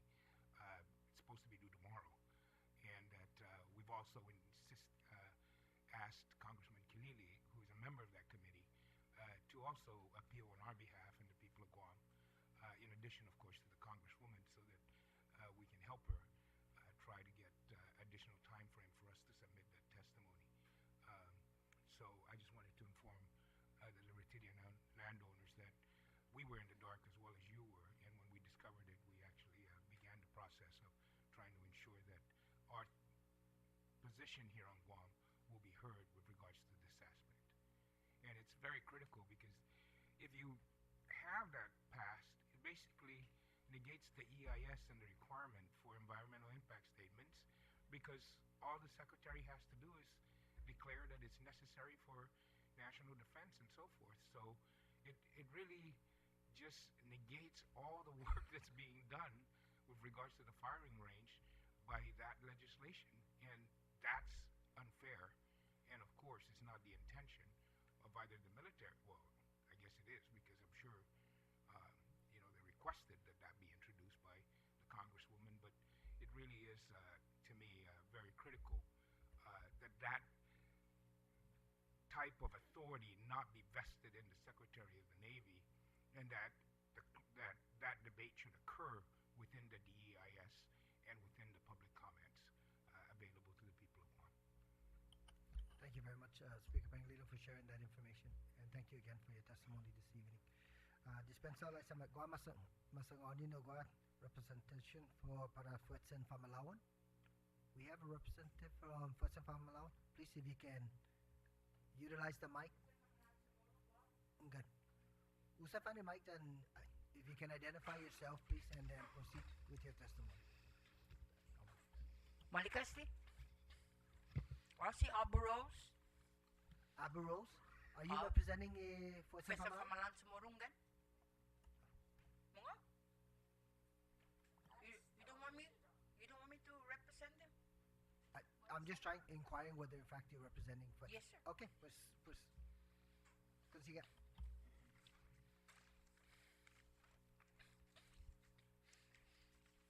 I come with 3 parts. I'm gonna tell you who I am. I'm gonna tell you who they are, and I have a question for every one of you. First, I am part Chamorro, part Automona, part-time citizen, and full-time colonized. Okay? I am supreme unto myself. I do not need your colonial permission to exist, nor shall you have any more of me. Tautomona blood flows within my bones, and I shall no longer ignore it. Being tomorrow has led me to believe that my ancestral blood no longer have voice. Being tomorrow engulf life of theatrical opera, that whatever been said, we to bend our knees to it. That's part 1. After Senator Aguon, Uguaydo Selo, and I'm glad to see you. Where you been na? Where you been? Mano mato ka?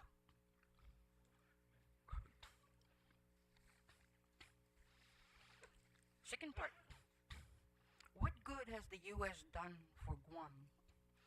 We've been bullied with laws detrimental to our traditions. We've been denied our birthrights to our lands, our children, our lives. Our island been polluted, toxin rearranged, our medicinal plants bulldozed, our fanihi made kilagrin with their helicopter blades. Our turtle, theirs, our birds wipe out, and our cocoa into pussycats. Military brought in termites, snakes, million whiteflies, cocky frog, and rhinoceros beetle. It is time for the U.S. to move out so we can move on. U.S. is not capable to keep their word. They bully and treat Earth people as creatures that move on the ground and their properties as commodities. U.S. does not the world any good. They are dangerous, mean, and grabby. That's them. Okay, back to what good has the U.S. done for Guam. They take all they want without fair compensation. They steal our lands and pay no real estate taxes, not taxes of any kind. I ask you, this is the third part, all of you officials, you, the senators, and your Guamanian governor, I ask you, is your 33 pieces of silver worth it to hang us the tomorrow, and us the residents of Guam here? I ask you, is your 33 pieces of silver worth it? Thank you, Done. Ms. Abaros. Thank you for your testimony this evening. And representing Senator Hope Cristobal, Ms. Pensel, I said to you, Makinisha. Maulikana, Mambiha Hitza, we get to be last. Half a day, Mr. Chairman and members of the committee. I am Hope Cristobal from Tamuning. I'm a proud Chamorro. I was born in Guam and I've lived most of my life on this island. I am a grandmother, I'm a farmer, and I am an elected district director in the Northern Guam Soil and Water Conservation District. I am also a member of various NGOs that exist to promote social justice and human rights of the people of Guam. In soil and water conservation, we work in partnership with the University of Guam and in cooperation with all Government of Guam agencies, overseeing local and federal programs established to promote the conservation, the development, and the use of soil and water resources of Guam in order to control and prevent soil erosion and flooding and to improve agriculture, water management.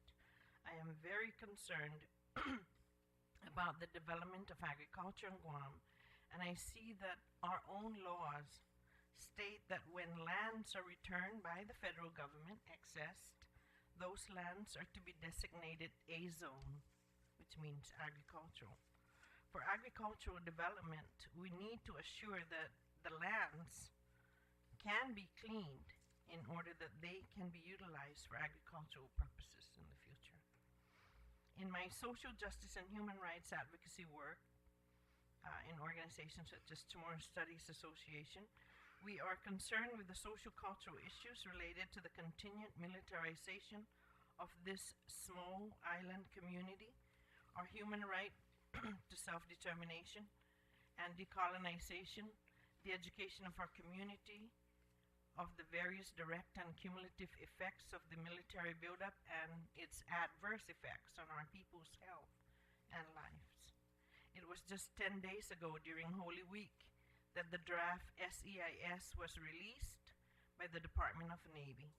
This draft SEIS carries with it the military's plan that proposes to change our lives forever. And in reality, the 60 days comment period ends some 6 weeks from today. It is a crime, really, that for such tremendous impacts, the destruction and the degradation of our land and waters, our culture, our political dignity and self-determination rights, including the continued decimation of our own people through cancers, diabetes, heart disease, etc., we are given basically 6 weeks to respond.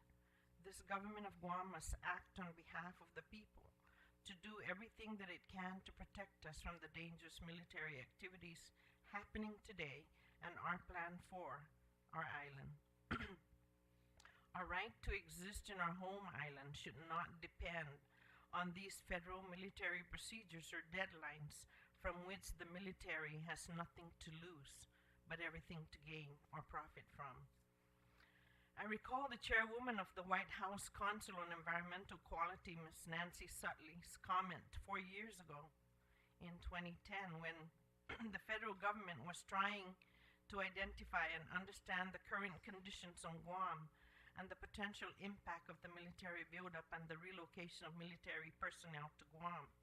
She stated that there is no question that the environmental conditions on Guam are not ideal for military buildup. And so I asked this question of the Department of Defense, the Department of the Navy, what has changed from 2010 to 2014 that makes this Guam militarization plan any safer or beneficial for the Chamorro people whose very existence as a people relies on the clean and the safe environment in our islands? To me, in this draft SEIS, the draft SEIS deserves a thorough analysis. I believe that the legislature, on behalf of the people of Guam, has every reason to request for an extension of the deadline, perhaps another 60 to 90 days, in order to responsibly address this militarization plan that since its inception over 7 years ago has not addressed the contaminations of formerly used defense sites, military dump sites, and other recurring military impacts that are adversely affect our lands and our people. It is incumbent on you, our senators who represent the people of Guam, to call upon each Government of Guam agency to publicly report their findings on this DSEIS so that the people will know how and what they are doing to protect us and our lands. And an extension would definitely provide for that time to learn of their work as government agencies on behalf of the people. With respect, and I know that many of you have already seen the findings on crime, which was a paper that was done for the Supreme Court Justice Robert Torres, which I was hoping he would share on May 1st. These findings on crime, I would like to take this opportunity because this hopefully is being televised, and this still stands today. It was done by Dr. Lutz of Brown University. Findings on Crime, 2009. Criminologists have developed a set of robust research findings about demographic and other correlates of crime both in general and in relations to particular types of crimes.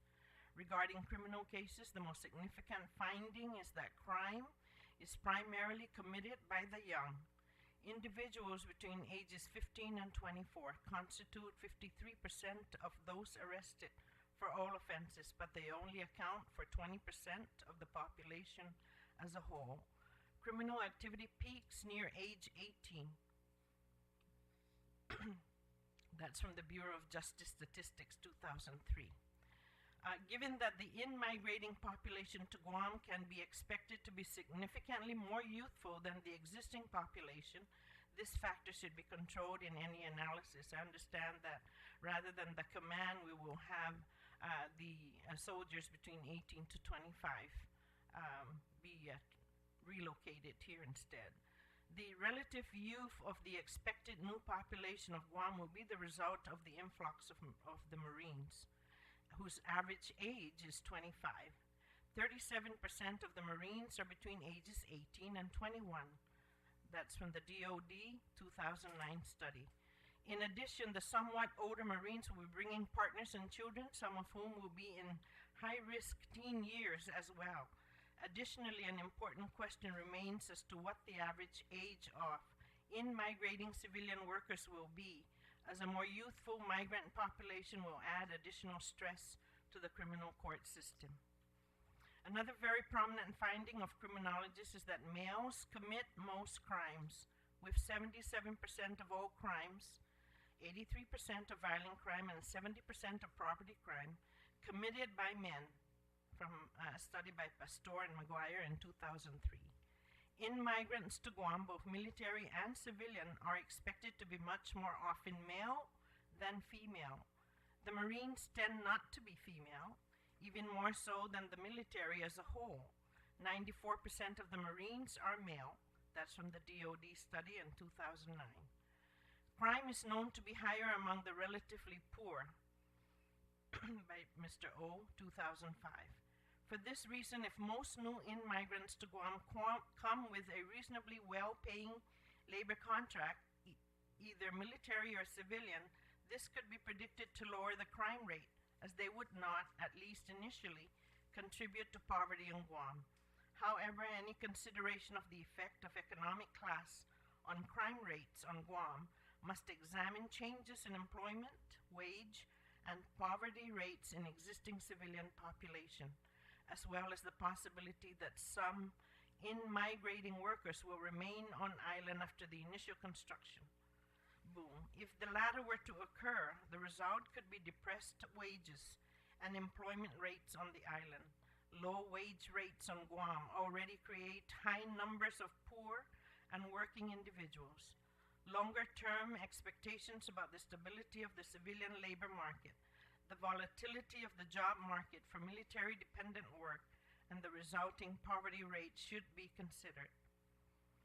Crime is more common where there are more significant levels of inequality in a community. Both property and violent crime are associated with high rates of inequality, with studies showing that homicide, in particular, is associated with high rates of inequality. Study by Messner, 2002. And Sun, 2007. Higher crime rates association with inequality results in part from the feelings of relative deprivation that it generates, as well as from the feelings of community insecurity that lead to greater enforcement efforts. The population growth in Guam will be associated with a greater gap between the well-off and less well-off. Projections considering this factor should consider the increasingly military-dependent economy, which could be more volatile and inequality-producing than the previous economy. Some forms of mental illness are associated with certain types of crime. As will be noted later on in this paper, partner violence and other forms of violence are correlated with post-traumatic stress disorder, a mental illness associated with both combat and crime victimization. Study by Taft et al. 2005.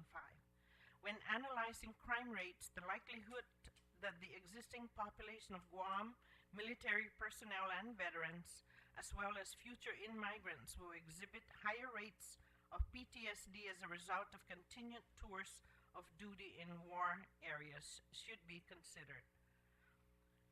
Regarding marriage, crime rates are higher within single population, with marriage known to have an inhibiting effect on criminal activity, a study by Laub and Sampson, 2003. While it is not yet known whether in-migrating civilians will tend to be more or less frequently married than the current population of Guam, the new Marines will be less likely to be married, not controlling for age in this study. The marriage rate among enlisted Marines is 42.6% for the Air Force and the Navy. That percentage is 57.3 and 51.3 respectively, and for the general population in the U.S. it is 51.9%. The marital status of the new population of Guam can be expected to be relatively low in both the in-migrating military and civilian populations. Regarding military work, one of the central questions is whether the military population will bring with it more crime. The crime rate will be affected either by more or less crime among the incoming military personnel or via indirect effects in which, for example, the rates of inequality increase because of the buildup or unmarried workers are brought in to do construction, increasing the crime rate, or teenage children of military personnel engage in higher or lower rates of crime than the existing population mix. The question of whether the military population increase will increase crime rates is a reasonable one, given that the demographics of the military strongly resemble the key demographics of the criminal population. That is, the military is much younger, more often male, and exhibits more of a culture of hypermasculinity.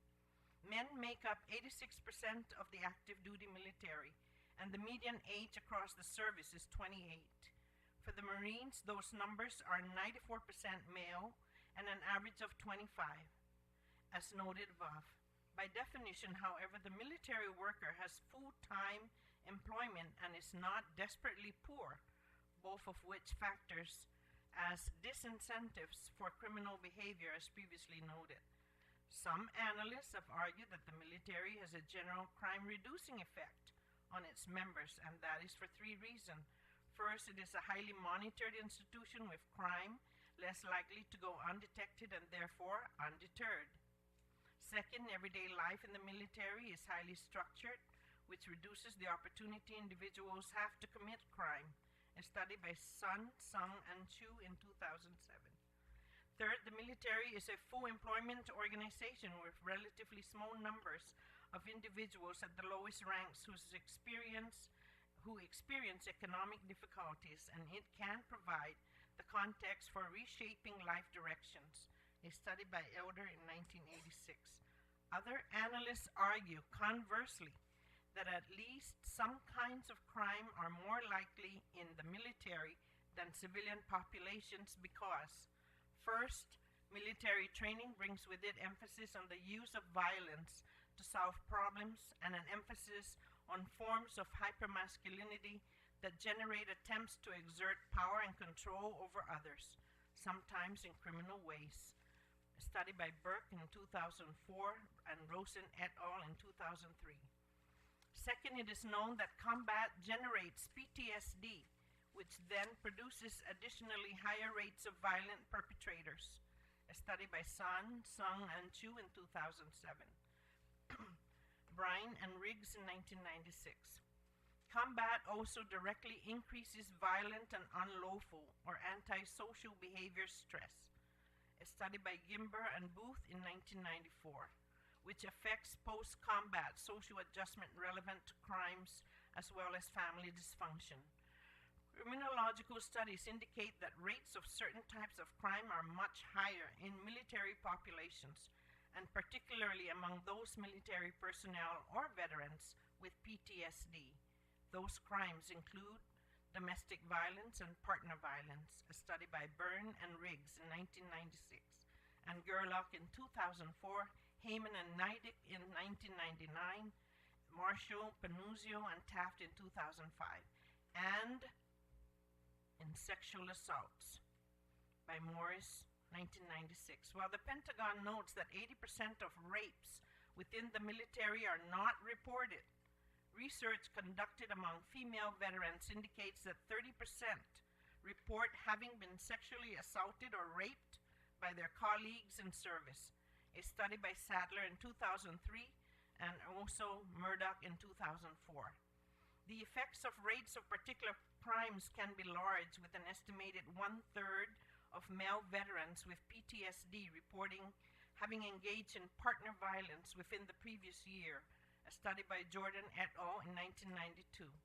Veterans have been widely studied, and the general conclusion is that, quote, military service and war experience have a tremendous effect on veterans' mental and physical health, their daily lives, and their relationships. A study by Sun et al. 2007. Vietnam veterans have higher rates of drug use and more significant arrest records than MAT civilian populations. A study by Wright, Carter, and Cullen, 2005. When analyzing crime levels, the impact of wars in Iraq and Afghanistan, and increasing levels of PTSD in those deployed to Guam, now and in the future, should be considered. Crime is both an individual behavior and a social act. That is, it occurs when a combination of opportunity, motive, and conducive social factors, for example, family disruption, economic downturns, prevailing ideas of masculinity, are in place. The importance of these social generators provides the contextual understanding of the problem of crime on Guam. Creating an understanding requires a description and analysis of the island's specific historical situation. Politically, Guam is a territory of the United States. Culturally, Guam is distinctive from the mainland. U.S. military and civilian personnel who become residents of the island, particularly those who do so temporarily, are consequently less likely to see themselves as similar to or socially bonded with the local population. Although social distance based on perceived racial and regional differences is an issue in the military and high in in-migration communities in the 50 states as well, that social distance is wider in the residents both military and civilian have experienced. Given that crime is an interpersonal phenomenon, exploring military personnel and new civilian attitudes toward the local population is crucial for understanding the likelihood of victimization of locals by military personnel, and vice versa for that matter. Most of the U.S. military men and women who will be added to the population of Guam do not plan to become and will not become permanent members of the community, and particularly those who come on temporary shore leave from vessels.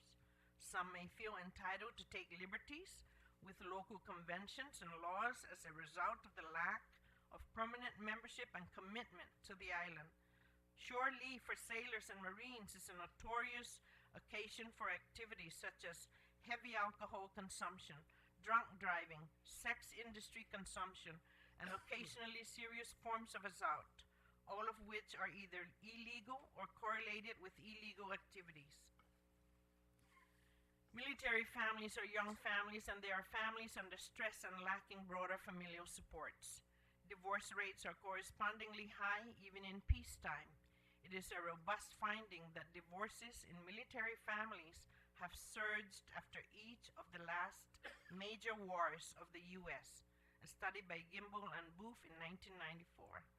Recent reports suggest a sharp increase in divorce filings in military families as a result of the wars in Iraq and Afghanistan, a study by Alvarez, 2007. Moving violations, traffic violations, including the most serious infractions such as speeding and DUI, occur at much higher rates among males and among young drivers, a study by Swartz 2007 and Massey et al. In 1997. Given that DUI arrests are more common than those for almost any other type of crime, and given that DUI cause deaths are about as frequent as homicides in any particular year, a study by Swartz 2008, this is an extremely important factor to consider in projecting future crime rates on Guam. young men, as noted, will be far overrepresented in the in-migrating military population and likely in the in-migrating civilian population as well. I'm happy to share those statistics, but also I did want to call attention to HR 4402, which I think, Senators, it's incumbent on you as a representative of the people of Guam to really call on the Congresswoman. She's a U.S. paid Congresswoman, and her action is irresponsible. It's illegal. It's illegal to stop short the process, the NEPA process. You have a national law that requires an SEIS, and then she introduces this. This is an illegal act by the Congresswoman, and she needs to be called on it. And I believe it is time for her to step down, because we can see that in her actions, she feels no accountability for the destruction and the damage that such military buildup will no doubt bring to our people. Thank you, and Sizus Maase. Thank you very much, Senator Cristobo. Just for the information of everyone here, there is a representative from the Congresswoman's office here, and he will be taking these comments and these notes back to the Congresswoman. Any questions or comments for Senator Cristobo? If not, Senator Sanchez, thank you very much for your patience and for joining us. Please identify yourself for the record. Buenas, Senators. Guajosí Simón Sanchez, Chairman of the Consolidated Commission on Utilities. It's the commission charged to run the Guam Power Authority and the Guam Water Works Authority. We represent the community. We are elected to run this board, and the ratepayers of Guam are the owners of the Guam Power Authority and the Guam Water Works Authority. We serve as their governing board. Thank you for the opportunity to participate with the other interest groups here tonight. It's always enlightening to come here and to listen to the various concerns that are being expressed. I will try as best I can to briefly summarize the initial evaluation, and it's very initial, as you pointed out. We just got it, and we're starting to look at it now. But I just, as a perhaps a little reminder, in the first buildup, our whole approach always began with the idea that the federal government and the Department of Defense needed to make sure that they were responsible enough to pay for their direct and their indirect impacts. And what really emerged during the first buildup, because of its magnitude, it was so big and it was so enormous. I mean, there was just huge impacts on population growth, and I mean, it was just, bringing in Dededo in 7 years and, just plopping it up there up in Finnegods and so, and elsewhere. So it had a huge impact. We were very fortunate in our areas of negotiation, and I cannot say that other parts of our government were as fortunate, but we were very fortunate. When we started the discussion, first with the direct and the indirect impacts, we actually started about the construction phase, talking about the construction phase. To have actually 30,000 workers here, which was a huge population surge just to build this new base, had major impacts: water, wastewater, power, at least in the areas we looked at, and clearly in all the areas that you have to look at. And so that became a concern with us. We were fortunate in that the nature of that buildup, which I think has changed a little bit, there was a lot more money being thrown around. That was good that there was a lot more money being thrown around, but everyone was nervous about the size of the buildup nonetheless. We were successful in obtaining about $560 million worth of appropriations from Japan that were part of their $760 million contribution for the first buildup. So GPA and GWA were going to get 80% of this impact money. They originally were going to build their own power station, and they were going to build their own water, or they can already access their own water. That was alluded to earlier by an earlier speaker. And they were thinking of building their own wastewater plant. And we told them we didn't think that was the best solution for the community. We already provide all the power on Guam. And Anderson Air Force Base, which was the only significant presence, and NICTAMS, which had downsized by then, they were already sending their wastewater to GWA. And we said, because of the northern aquifer, because it's 70% of the water available on Guam, that our only non-negotiable position was there can only be one wastewater treatment plant over the northern aquifer. And that, we can argue as to why it was was put there, and primarily was put there because the biggest villages are up there that need wastewater services. But nonetheless, we have a wastewater treatment plant over the northern aquifer, and we have large population presence, as we all know, over that northern aquifer. And we just said, you want to minimize the number of wastewater treatment plants on Guam to only what you need, and we don't want any more over the northern aquifer, that position was designed specifically to prevent them from building another wastewater plant over the aquifer. It's bad enough ours is there. We need to watch it carefully. We need to mitigate all impacts that might arise from whether it's the military population or Guam's population growth, particularly in the north. We need to protect that aquifer. That is the reason we have been here for thousands of years, begins with that aquifer. And our ability to be here the next 4,000 years will depend on our ability to manage and protect that aquifer. And to their credit, they agreed. They agreed that it didn't make sense for them to build a separate wastewater treatment plant for the Marine base, that instead they would give the wastewater that they create to the northern wastewater treatment plant, and they would help pay to expand its size because of the capacity that they were going to produce, 5-6 million gallons a day of wastewater. And they would take an extra step. Because the Department of Defense nowhere else can discharge into a non-secondary treatment facility, they offered to pay to take the northern wastewater treatment plant to secondary treatment, because that would allow them to comply with their mandate that they can only discharge into secondary treatment facilities. Then we brought up the fact that, well, during the construction phase, you got 30,000 people here. They're not all living in Dededo. They're going to live in Tamuning, they're going to live in Barragata, they're going to live in Manilao. I mean, you could make a pretty good case of construction housing. Where were you going to house 30,000 construction workers? I mean, you could argue probably wasn't going to be too much in the south because it was such a far drive to commute. You know, that historically construction companies put their workers near the work, right? They don't put them down in Melissa, they put them in Harmon, they put them in Central Guam. So we successfully negotiated with them that because of the construction impacts affecting Central Guam, you need to also deal with the Aguon wastewater treatment plant. And to their credit, they said, okay, we'll upgrade that too. And they were going to pay for moving both plants to secondary treatment. Just want to correct an earlier statement that was made. The movement to secondary treatment had nothing to do with the buildup. The movement to secondary treatment was a decision primarily fueled by the Obama administration, in which there's 15-20 exemptions to having to treat your wastewater at this higher level of secondary treatment. Alaska, Guam, American Samoa, Honolulu, San Diego, Puerto Rico, Virgin Islands, a couple other coastal or island communities far away from continental United States. But we are the last of the Mohicans. None of us are being allowed to have the waiver from secondary treatment. We've had a waiver since the 80s. That's all being changed. They're making everyone go to secondary treatment. Honolulu's going to have to get its last two plants there within 25 years. We're now just starting a discussion with EPA as to the timeline for secondary treatment.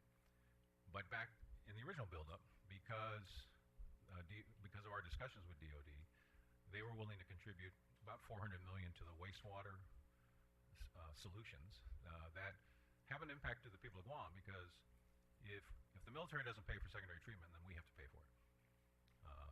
And give you a good example, Honolulu has to pay for secondary treatment. They have 25 years to get it, and the military in Honolulu are just paying their fair share as a customer, but they're not paying any special impact. In Build Up 1, we were able to convince the military that your impact and the best use of your impact money would be to pay for something that would otherwise be paid for by the people of Guam, and to address the real impact that you're causing when you have 30,000 construction workers and a base the size of Kaneohe and a half put up at NICTANs. On the power side, they also agreed to pay to connect the new base and any other cantonment or facilities that they would build for Build Up 1. They would pay to connect it to the power grid. There was no need for capacity. We have, as you know, we have plenty of power capacity. In fact, our issue now is we have too much power capacity, and we're going to start retiring some of these units so we don't have to keep maintaining them. But they agreed that they would not only connect the base to the grid, they also were willing to pay to, we have backup generators diesel generators. They call them the fast trackers. We put them in the 90s to help with load shedding and those issues. They were in need of rehabilitation. The military said, not only will we pay to connect our base, we will provide funding to rehab the backup generators as another way that they thought they could contribute.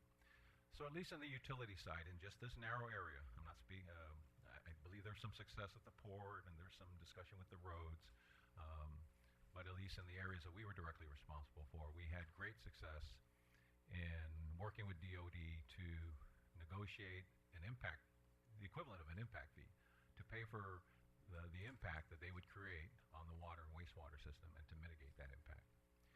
As we all know, that Build Up 1 failed to take fruit. We literally had an appropriation in the Diet. It was sad to be there in March and watch it.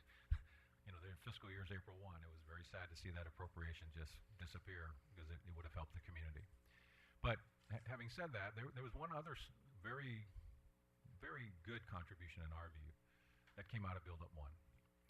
Since 2010, the U.S. Geological Service, the University of Guam and WERI, U.S. EPA, Guam EPA, and GWA, and the Department of Defense, using monies that have been 95% provided by the Department of Defense or the federal government, have been conducting an analysis and study of the northern aquifer.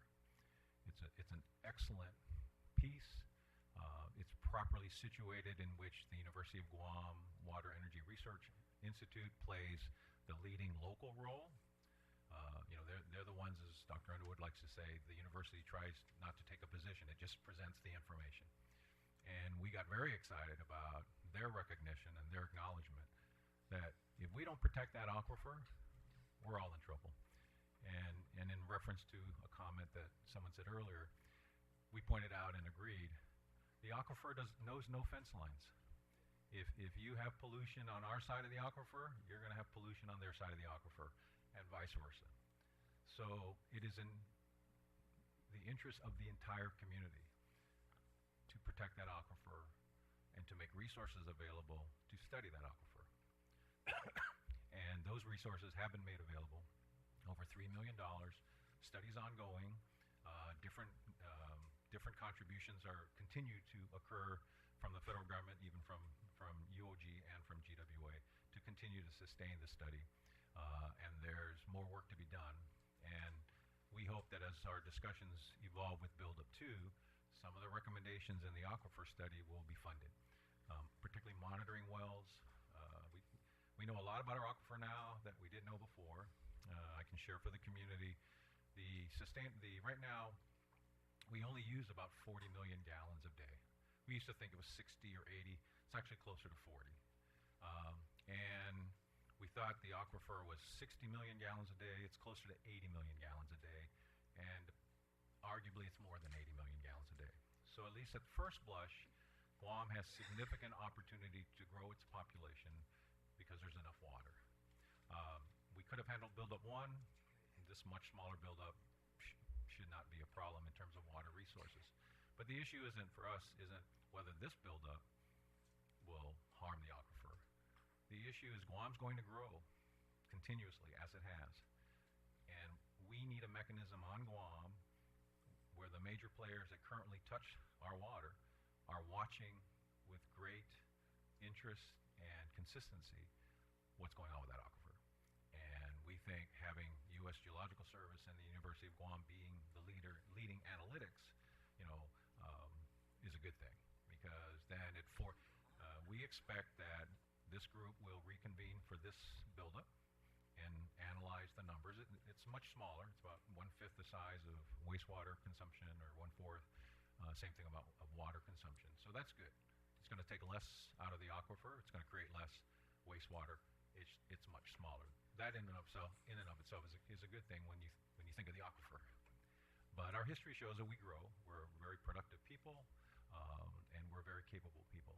And our job is to make sure that this aquifer remains available to our children and grandchildren for them to benefit from as we have.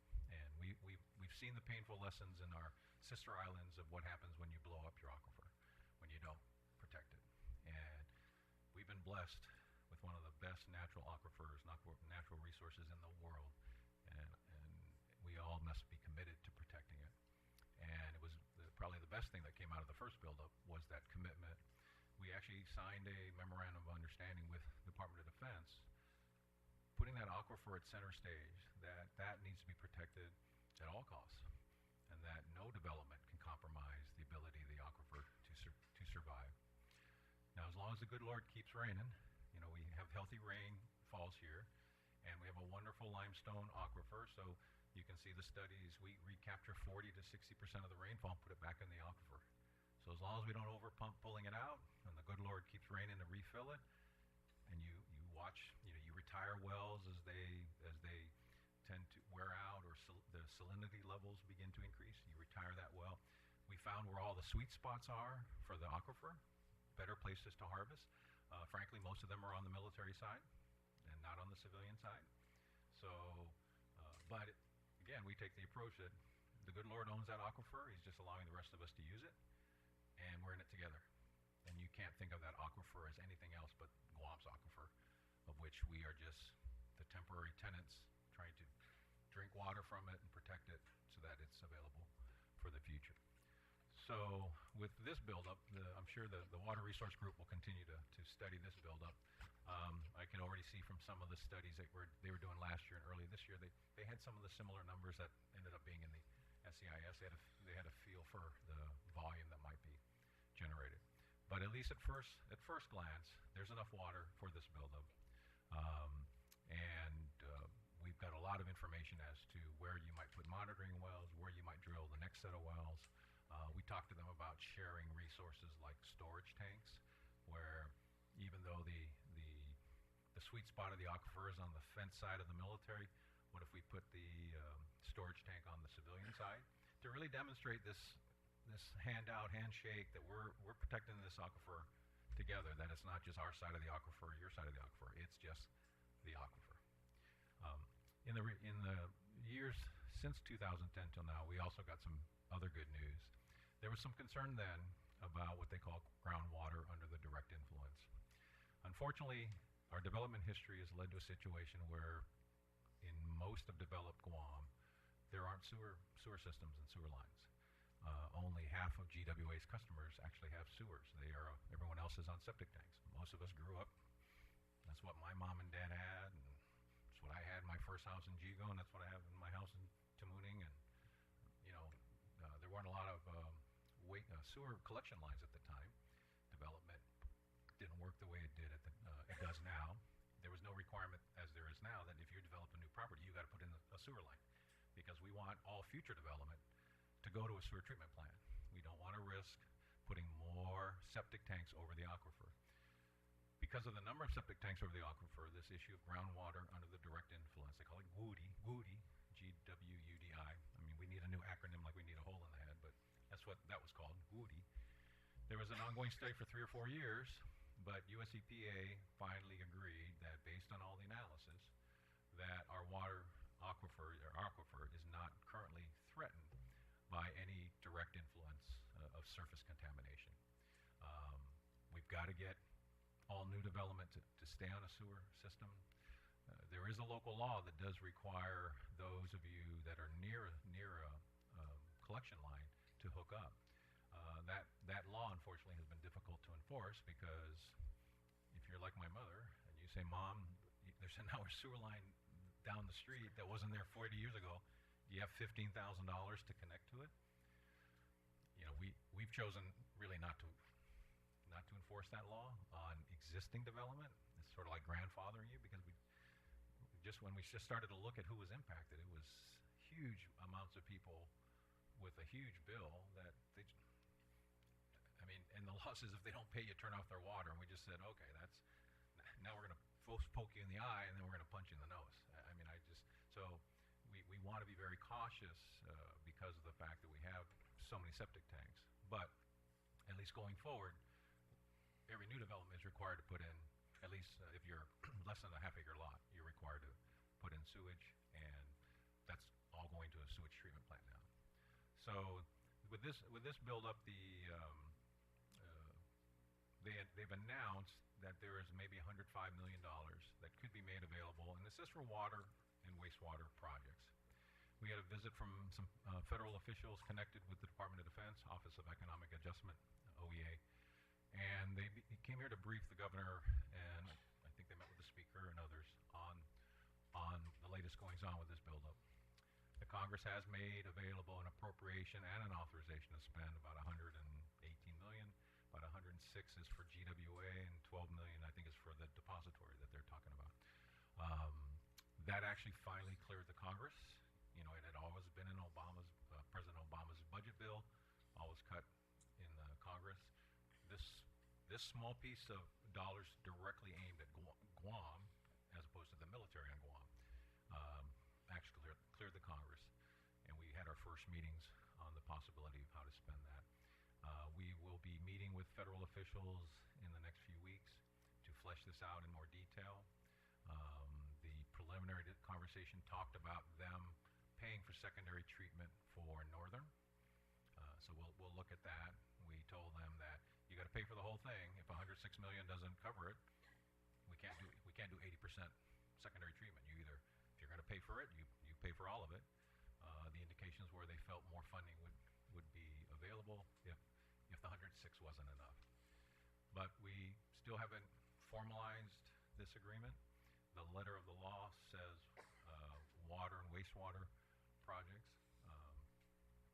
All I can share is in the initial conversation, we spent no time talking about water projects and all the time talking about upgrading Northern to secondary treatment. This, of course, would relieve the people of Guam of that burden, which would be a wonderful contribution in our view to pay for something that otherwise the rest of us have to pay for. And so that's on the table. We'll see where that goes. The SEIS refers to it as well, and pretty much implies that in their view it should go to water, wastewater projects, and it sounds like they want it to be targeted the same solution they had for Build Up 1, at least. Let's at least upgrade the Northern Wastewater Treatment Plant, because if they don't pay for it, we will. And then the other, because it's so much smaller, again, we have plenty of power. We'll just make them, they just need to pay for their direct impact. If there's an indirect impact during the construction phase that we're worried about, we'll bring that up. But we can't see one just because we have plenty of capacity and the people of Guam are using less energy. So this actually kind of helps that they're going to consume more energy, because we have some fixed costs that still need to be paid for, and the military's always paid their power bill. So we have enough power for the smaller buildup. We had enough for the first buildup. We'll just ask them to pay their direct impacts, see if we can convince them to invest in the backup generators that we still want to retain, so that serves everybody. We'll insist that they continue to pay direct and indirect impacts, and we want to talk about not only the 106 million, but any other impacts that may emerge as we do the analysis. So that's very broad brush first glimpse of what we've seen so far. Thank you very much, Senator Sanchez. Any questions or comments for Senator Sanchez? Speaker Ben? Or Speaker Wampan, I'm sorry. Thank you. I hope that, yes, you will continue to take that same position that they will pay for the direct and indirect costs and whatever you had negotiated at the first time. However, $106 million, I know, is what they said was authorized in the NDA. However, in the SEIS, it did say that they were not going to provide the funding, but they would assist in finding money. So if they, to assist rather than to make a commitment to pay, then as you said, if they don't pay, then we will.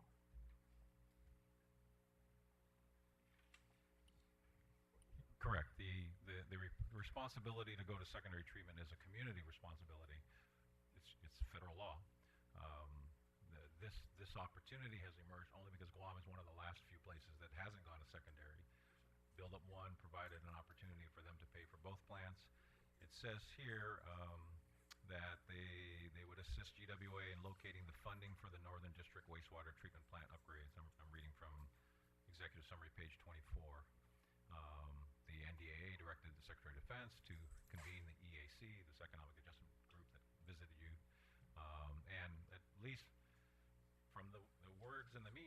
the words in the draft EIS, this new one, it seems pretty clear that there is an intention on the federal government side to make the $106 million available for upgrading the northern wastewater treatment plant.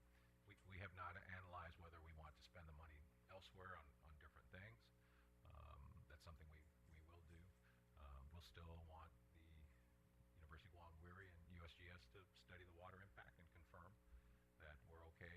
The studies that were done didn't acknowledge the 9 to 11 wells that are being planned to be built, and said that the aquifer can sustain that. GWA is building some wells as well. So the aquifer has life in it, and it's very vibrant.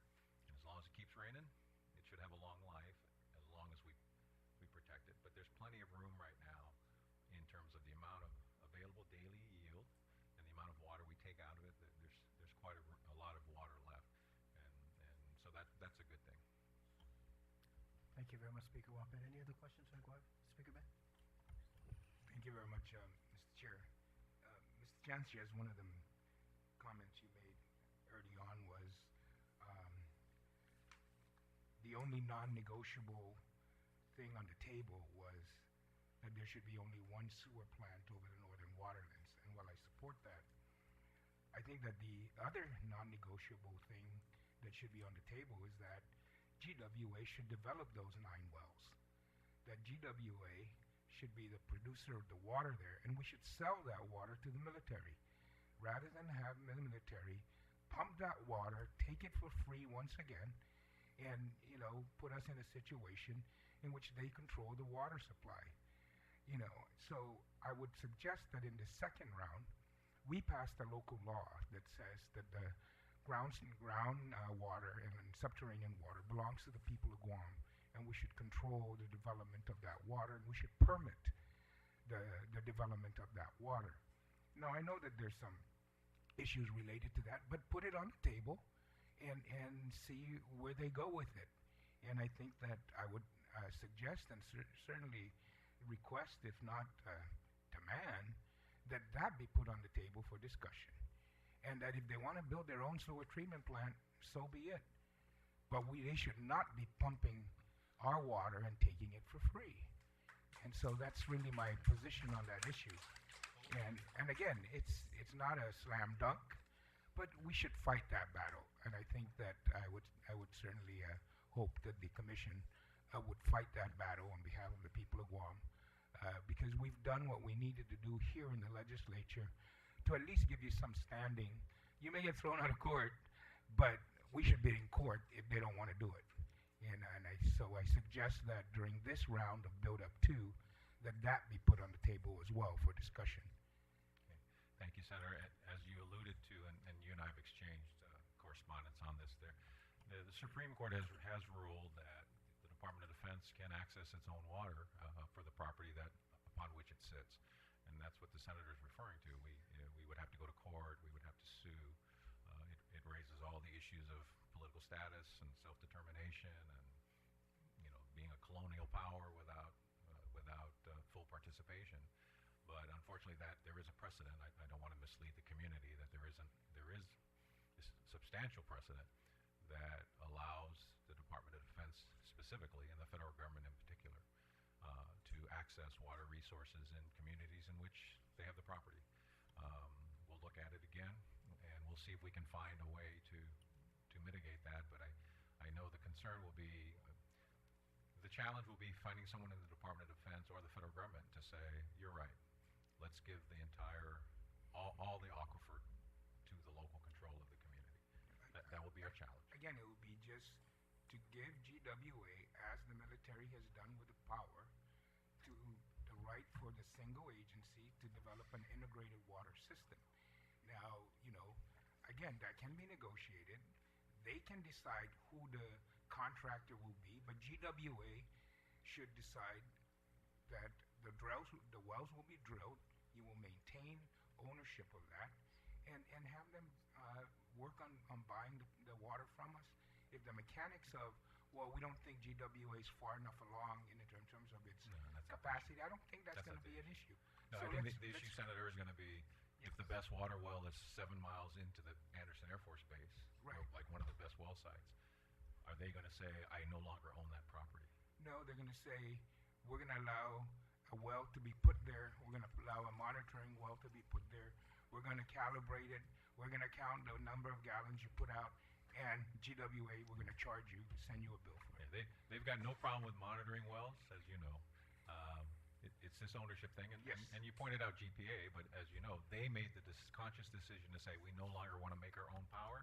We want to buy it from the Guam Power Authority. Well, let's make they have them not made come that to that same conclusion on Unfortunately, water. they have not done that. Thank But Thank you. yes, we will try. I mean, that's, Thank you that's very a much, valid point. Senators. Thank you. Appreciate it, Senator Sanchez. Thank you again for joining us in the roundtable discussion. Mr. Otero, please, if you can identify yourself for the record and then proceed. I'd like to, I apologize. I'd like to invite anyone else in the audience who would like to provide testimony as seats become vacant. If you can just quietly join us at the table. Mr. Otero.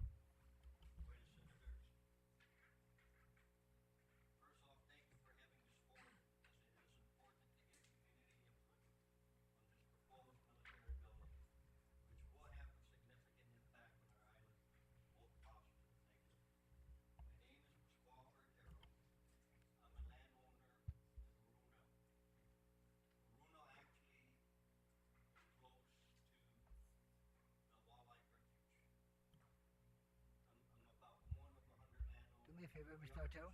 Dispensa la cocina into la kids on my mic, because for some odd reason we're not hearing any.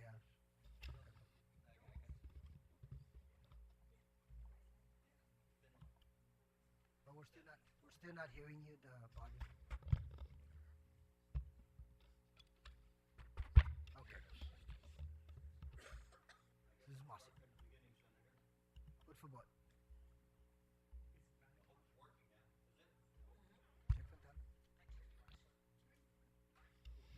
Basta malagyan ito like that. I hope I don't break this one too. Much better. This is Mossy. Buenas, Senator. First off, thank you for having this forum, as it is important to get community input on this proposed military buildup, which will have significant impact on our island, both positive and negative. My name is Pascual Artero. I'm a landowner in Aruno. But before I continue, I want to make a comment on Vicky's remark. She's not here, but I mentioned to her, there were two things that reminded me about her remarks. First, she put in historical perspective why Guam is separated from the rest of the Mariana Island. Can you imagine the same thing happening to the Hawaiian island, where the island of Oahu is a separate entity from the rest of the Hawaiian islands? We probably cannot imagine such a thing. The second thing is the military bombing range on the island of Kaho'olawe, the smallest island in the Hawaiian island chain. In the 70s, the local Hawaiians put a stop on the bombing range because Kaho'olawe is a sacred burial ground for the Hawaiian. There was also a bombing range in Puerto Rico, and again, the local people were also instrumental in stopping the bombing. So rather than stopping the bombing range years from now, we should not allow it in the first place to exist. Now back to my comment. Our concern are twofold as a landowner. And first and foremost will be will the buildup restrict our access to our property? Second, will the noise from the range and the cantonment will adversely impact Aruno, which is Zone Hotel. The cantonment is going to abut the Aruno property, and though I provided a comment in December 2010, this is the scoping comment period, to date I have not received a response on my comment. But our greatest fear really is that we will end up like the Castro family, who had a day tour operation in their Hinepsan property located in Anderson Air Force Base near Taragui. The military stopped them from conducting business even though they're paying their yearly property tax. The SEIS mentioned that Route 3A is the access to the 5 firing ranges. The ranges are called Live Fire Training Range Complex, as mentioned earlier. The acronym goes by the acronym LFTRC. Route 3A is also the access to the Wildlife Refuge in Aruno, and Route 3A belongs to the military, though GovGuam is supposedly managing it now. The SEIS also mentioned that an entry control point will be erected to control access during the hours of operation of the firing range. The SEIS further mentioned the ranges will be in operation 273 days every year. Does that mean we can only access our property only 90 days of the year? If this is the case, then we're going back to the military practice of the 1950s to the early 1990s, when the military posted a military sentry at Potts Junction. This is the beginning of Route 3A, and we can access our property after going first to Anderson Main Gate to get a pass. That's at least 6 miles of additional distance we had to make to get to our property. There are currently at least five companies operating day tour operation in Aruno, bringing tourists from Tumon to the isolated and pristine beach of Aruno. They are primarily ecotourism. Again, mine is very short compared to Mr. Sanchez. He's gone. Again, our greatest fear really is that we end up like the Castro family. So that's our concern. What's going to happen to Route 3A? Is the military going to take full control of Route 3A and really restrict our access to our property? Thank you. Thank you very much, Mr. Otero, for your presentation this evening. Only because they would like to provide a direct response. Mr. Otero and Senators, if we can yield to Captain Oat. Captain Oat, if I can get you to... Captain Oat, I'm sorry, just for purposes of recording.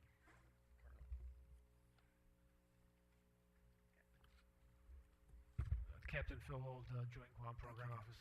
Just to be clear, the entry control point we're talking about in the draft SCIS is the one leading to the ranges up on the cliff line, the Lot Fire Training Range Complex.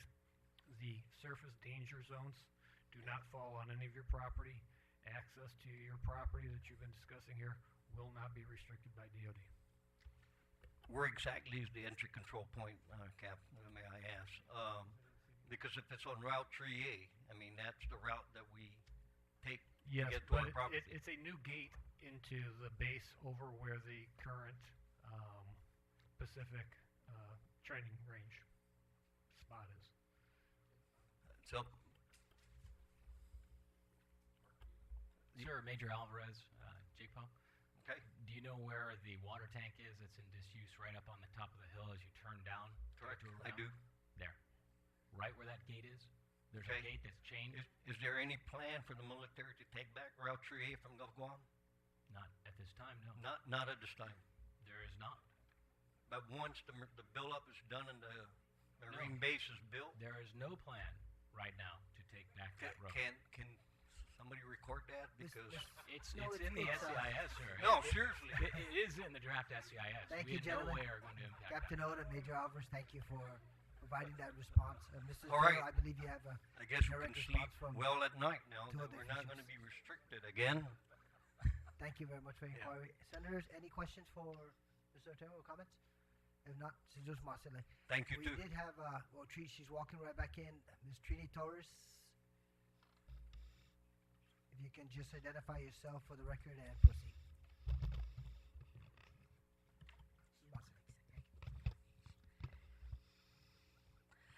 Buenas, hamjus todos. Hagoloke, Chairman, dan I todos senador. Befino tomorrow. Sesti in que decidi hafa sia guinin effectus para in epistemilitat da emilitat emas Dangkolo emas met good na nation gini gitano no kalan man di demo ne tata dodora sa taza nationalta Guaho si Trini Torres Hagasa O Chairman for the Independence Task Force for Guam.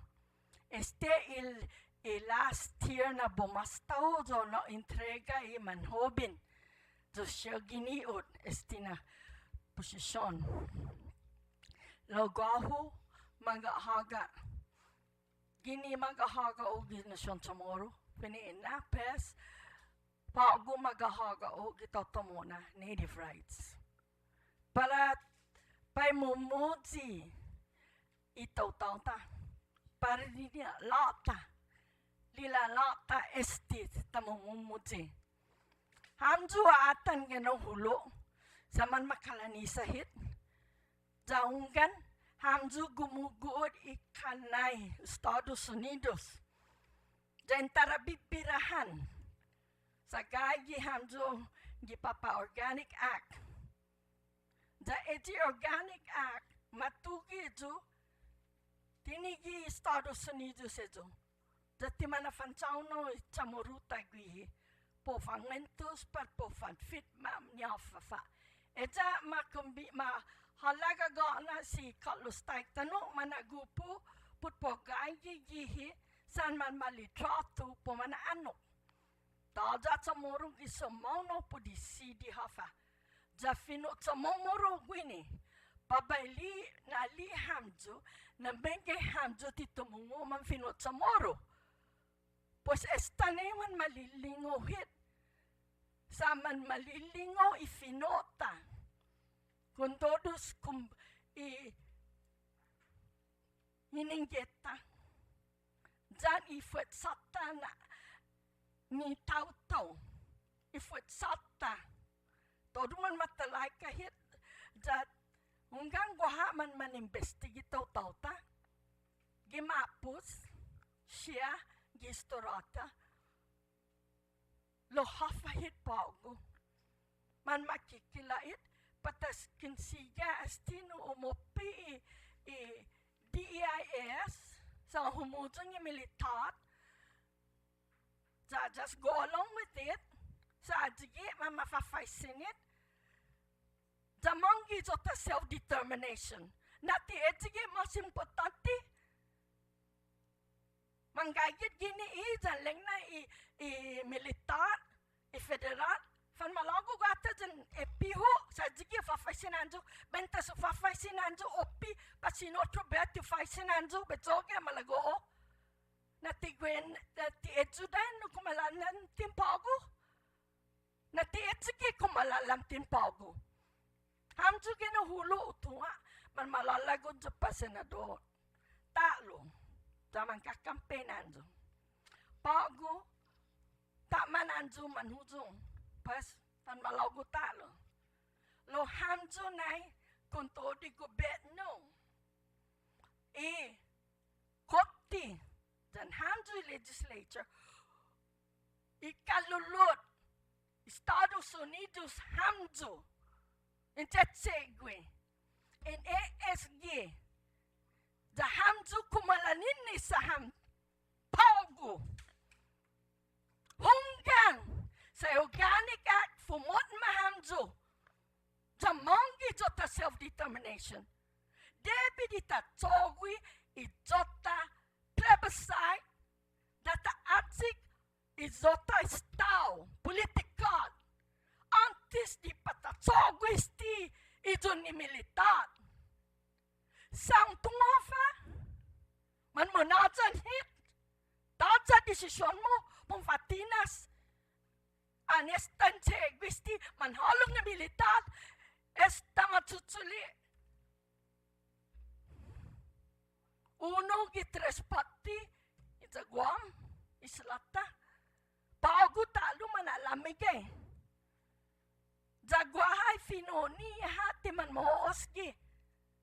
Hasujo na tempo ma-mentiona di Fish and Wildlife, no? Refuge. Fish and Wildlife. Na animal tarabira tati excess military land. Manafan atsik federal agencies. Finene na ni Tano. Antes yung matarabira tatitano gi government ng Guam. Antes di matarabira gi jahita. Naitati. Da edyo naman halong ni Fish and Wildlife. Sa man adzik lang edyo tanoo sa Bonito pa Wildlife Refuge. Ti man manay duen you. Ti manaho. Hasu edzibidan niya, todo man madadagit. Jailay niya, izo niya regulasyon, for mababahit. Jatita tetindi hafa kumilig niya jo. Jatita aadu, hafa makikidzogi jahita. Pues esti todo DEIS, haka so chogusti, SEIS, FEIS, hafa malagomizo. Haka so kontra. Dala ko basta. Basta. Gagi ki internet to rofale ko. Atan isti haga kasama pegagwi. Na parasti. Gagi humano ho para United Nations. Sa kumeha ho. Kumeha ho. Utugi todo. Jada evidentingo. Ito major, master, specialty is critical studies and cultural studies. Fera di otro fera di science, jama public scientist. Hunggan, antintingo atan papa inano HAILE. T highly. John Lee. Mama ino 60 hunay. Put no matungo hafa akas sinotoge. Hamzu bula na sinanmizu. Bula manggef elu hamzu. Loti man hongi anzu stani chamuro ni mizu. Na manggef ilu da man malati man tomtom. Ketsuli tati edzo. Hinengin imalay nata. Saman malati anzu naman tomtom anzu. Lotin jetsegwinay. Adu hafas ti Belenina, Estados Unidos, sa kugumanhalong tori militar, esta military build up, taja it. Ni afafa, ni self-determination, nothing. Hagasukumea, United Nations. Hunggan utugi siya report on ay evidensya siya. Jama tulig wato gi Washington DC, jama sangoni. United Nations Special Rapporteur on Indigenous Peoples' Rights.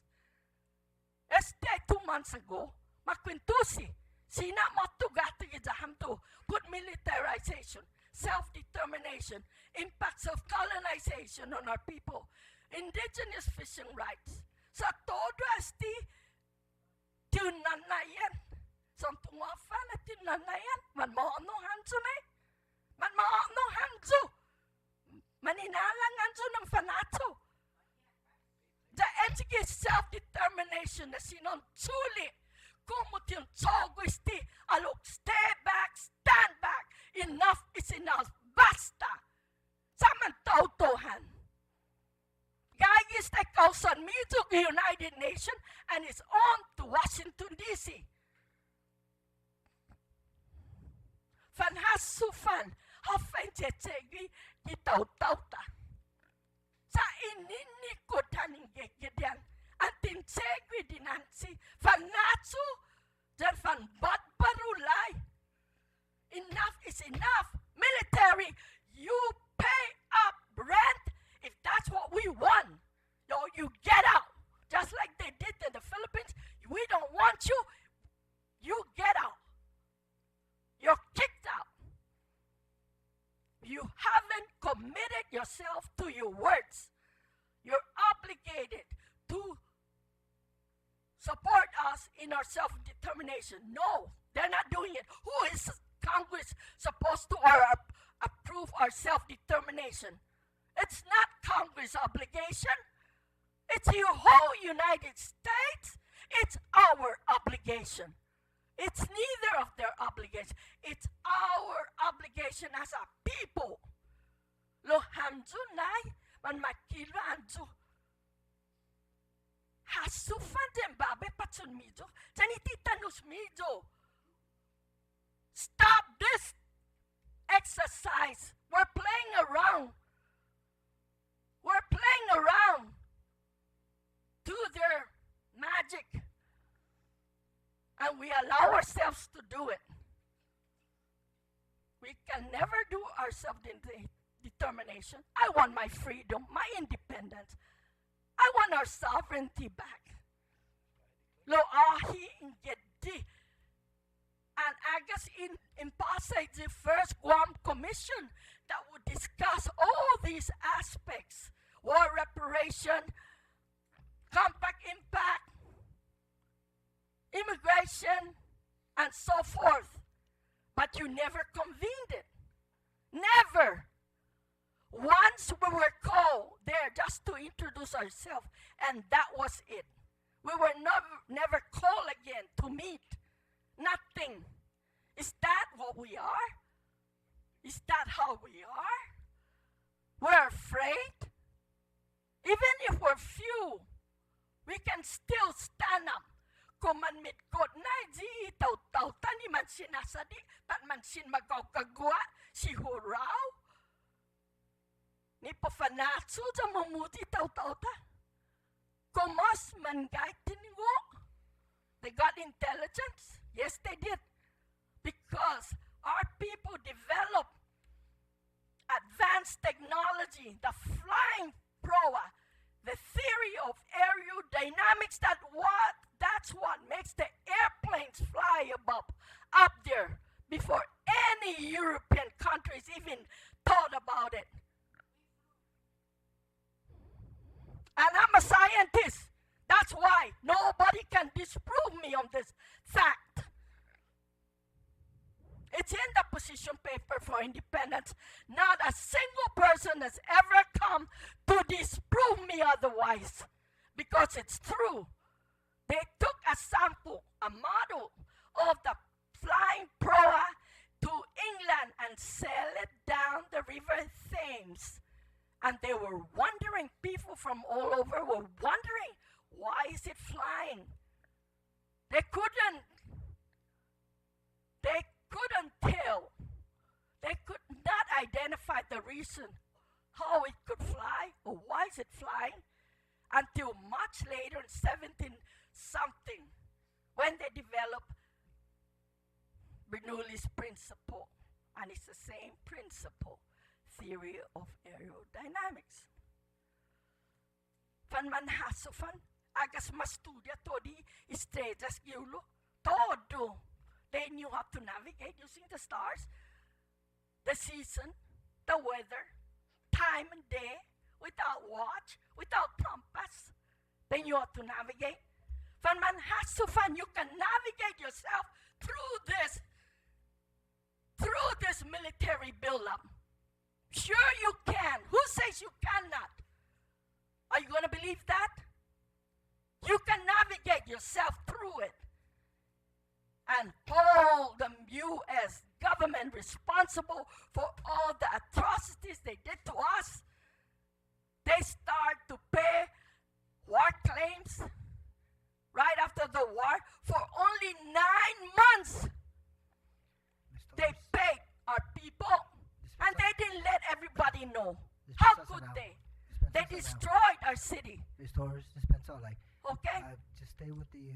Yes, I will. I am on self-determination, the freedom. You have to shut these people up. That's what I'm telling you. That is the main item and the only item you should be talking about. How to sail through, navigate yourself through this. You see here the younger generation speaking up, doing all this research to prove to you, give you evidences that you should use to navigate yourself out. But for both, you are colonizing us, yes. Get on with it. Straighten yourself out as tomorrow's. Sa malilingoy lingwahe inihamsulokwe. We're lost forever. You allow that to happen. You will hold yourself responsible. Because you are the fingers that the U.S. is using to colonize us to the end. To finish us off. Pues si Diyos infam binidisi mon, ito gagaw, lo na fatsoto ititanus mizo, tani patsot mizo, por favor. Upipara hupa pisangani amso, lo todos to liista, mangentus. It's in fashion question yafa. How is it going to impact our self-determination? Not a single person mentioned that. It wasn't in the military buildup from beginning to now. Never was mentioned, never was discussed.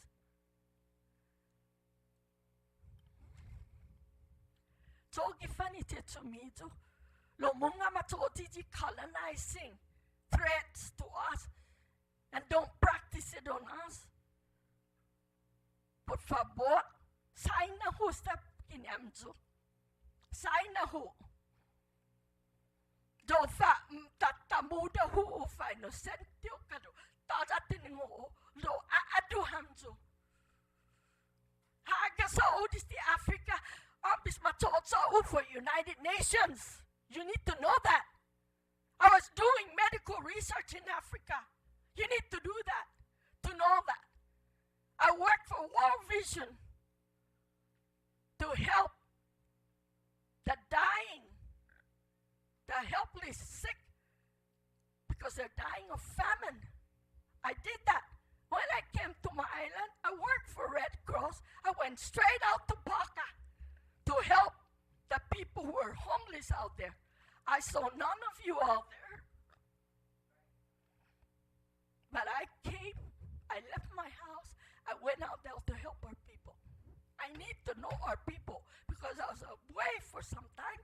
But you need to do the same also. Por favor, na fangkai corazonamzo, that como self-determination was importante. Put it above all the papers that you have written so far on military buildup. Por favor. So,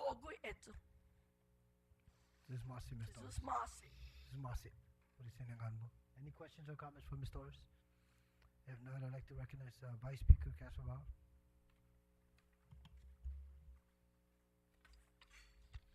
Deciduous Mousy. Still cold under here like it was Howard, years ago. I'll go next. Howard? Go ahead, Mr. Vice. Thank you. First of all, I want to thank you all for allowing us this opportunity to share our thoughts. And for those of you who have stayed with us the entire night, and I see 1, 2, 3, I've served with 4 of you in the past, and I appreciate that. For the record, I'm Larry Casper Bauer, a resident, landowner of the area along Route 3 for over 40 years. Married to Carmen, who will be 80 years old next year, who is very, very, very sick and tired of trying to fight and deal with this for all of these years. And we're very appreciative of the younger people coming here tonight and continue to look after this issue. We're the parents of 32 descendants, 5 children, 19 grand, and almost 8 great-grand, all Chamorros. And so, not being a Chamorro, I do have an obligation to be here on their behalf since they couldn't be here, and I appreciate this opportunity. I have just 4 points that I'd like to comment on, and like my Kanyao, Mr. Artero, rather specific questions.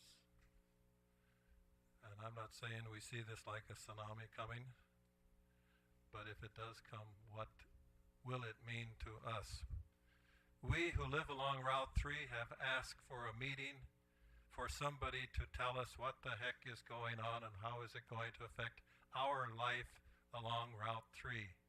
The 4.5 miles from Route 1, Marine Drive, where the new hospital is being built, to Potts Junction, where it connects to whatever it is, 9 or 19 or 17 to Anderson Air Force Base or Route 3A to Arunau and Retidian. Those of us on the 4.5 miles. Over 40 years ago, when I would jog and run on Route 3, one vehicle in a half hour, counting them going both ways. Now there's hundreds in a half hour. Our quality of life has gone down considerably because of the increased traffic, and it is not going to be anything, it is nothing now compared to what I understand as Mommy and I read the EIS draft. In fact, we have tried to explore ways to get away from our house right off of Route 3 on Artero Drive and Mepa Street, if we have to get away from home in a hurry to come to Tamuning or somewhere else. And the best thing we can figure out now is to take Artero Drive, turn right on Mepa Street, go down to McSai and curve out on Song Road, head towards Dedido, cut across old C&H Poultry Farm, make a right turn at the Kwan's corner there, and then left and head out towards Chigo and come out near the gymnasium, and then take Marine Drive through Dedido, even though there's 6 street lights there now, and only 1, 2, 3 now on Route 3. In the last few years, we've seen so many accidents. We've seen people killed. I helped take them out of the vehicles on Route 3 between the entrance to NCS, NAVCAMs, NITTAMs, whatever it's called these days, and Artero Drive and the hill just coming up to Fern Terrace. That's now the entrance to Finneganchen Elementary School.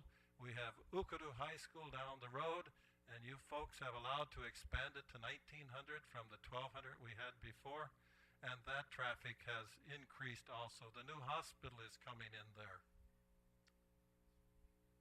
The school at Matsunano, people coming up that way. It's going to be totally impossible for any kind of a quality of life for those of us who have lived there and hope to have a peaceful life. The helicopters. For some reason, I associate helicopters with marine buildup. I once asked, why doesn't the helicopters that come from the south heading to Anderson stay over the military property? Of course, it's obvious, because they're noisy. So they cut out over our house, over Finneganchen Elementary School, to take the short trek route to Anderson Air Force Base, instead of staying on the military side, going over military housing, over around Potts Junction and over the non-housing area. Our windows rattle now, but maybe we're too far from the landing strip at Anderson to have any kind of assistance to make the house more soundproof. I don't have any evidence from the EIS that the helicopter numbers and sound is going to be that much greater, but I haven't heard it's not. For the first 10, 15, 20 years of our marriage, my wife would wake up if she would hear a plane, because she lived in the jungle of NCS during the war, and she heard the planes coming and the bombs and so on. When those helicopters go over, it still bothers her, because she's not sure the flashbacks. So that's the concern, one of the concerns of our quality of life and what this additional buildup is. I don't think any of you live on Route 3. I don't think any of you live in Chico. Even over on that side, the Luchin side of Dedido. Let me tell you, it's not fun anymore, and I don't think we're going to get out. The hospital is going to create a big enough bottleneck on Route 3. I had a note here on the firing range. In the earlier EIS draft reporting years ago, I suggested, in addition to the golf courses at Anderson, we now have private courses, but there's also Tulagi. In fact, that's a great place. some of you call it Taragi. It's got the cliff up. There's a lot of room up there. I don't think that recommendation went very far. And I don't know if anybody's addressing it, but that would resolve a lot of the concerns that have been raised about the Northwest area.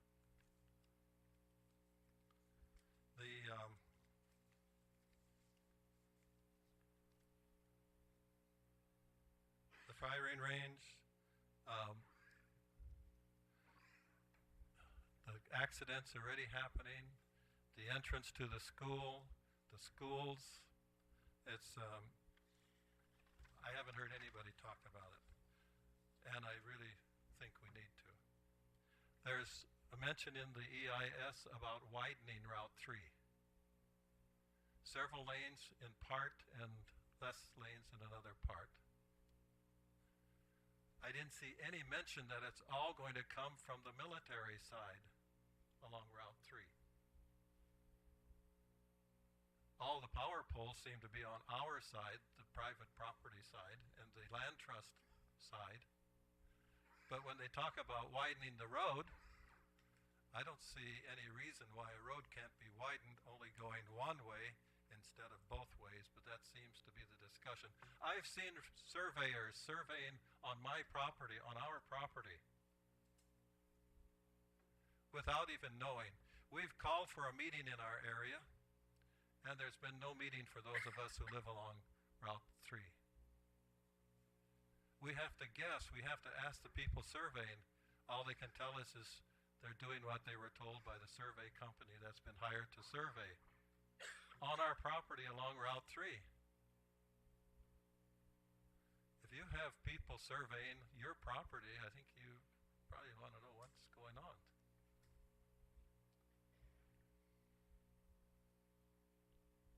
The fuel line.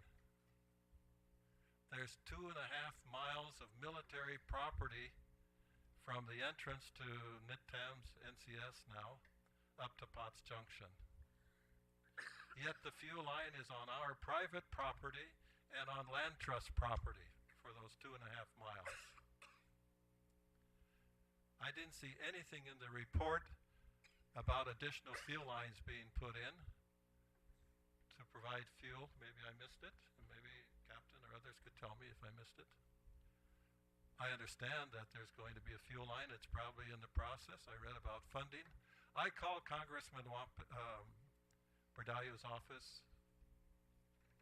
3 times to get information on what is the plan for the fuel line. I have never received an answer.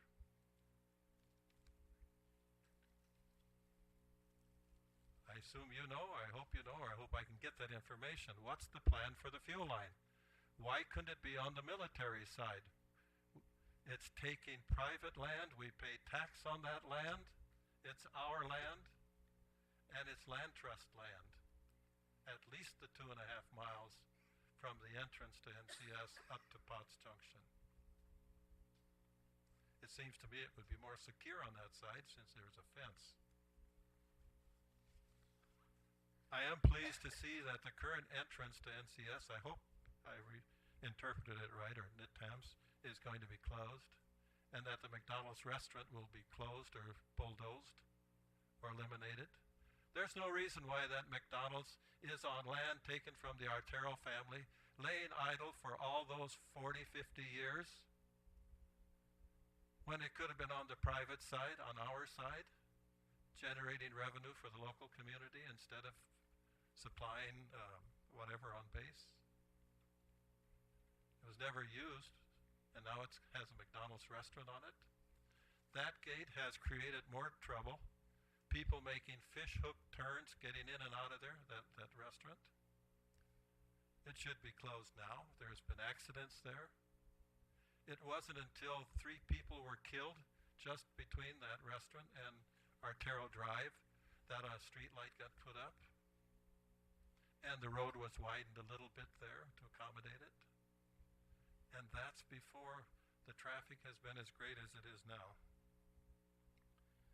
So I think those are my key points that I want to share with you on behalf of my wife and the family. we have the same concerns about access to Aru now. We've heard a lot of things in the past that were going to happen, and also on Route 3. There is no access off of Route 3 into the private properties along the side, and if we want to have access, we have to go through the process to get approval to go over the fuel line. That's not right. We are landlocked on our own land behind a pipeline on our property, land that we pay tax on. These are specific concerns. Others have dealt with the general concerns. And if you could live on Route 3 and live there for over 40 years as we have, I think you could appreciate what this is about. So those points, thank you for listening. Thank you for giving us this opportunity, because I understand when we go to Ukudu or the other places, we're going to get 2 minutes. Same old, same old. And then submit it in writing, which isn't that easy for some of us. So, thank you, and thank you for listening, staying with us. Carmen is very tired of fighting this thing. Other older Chamorros are tired of it, and I hope that we can see some help along our road there, make our life a little better instead of worse. The rattling of the helicopters over ourself instead of over the military base going around. The traffic for the school kids, the helicopters for the kids in school.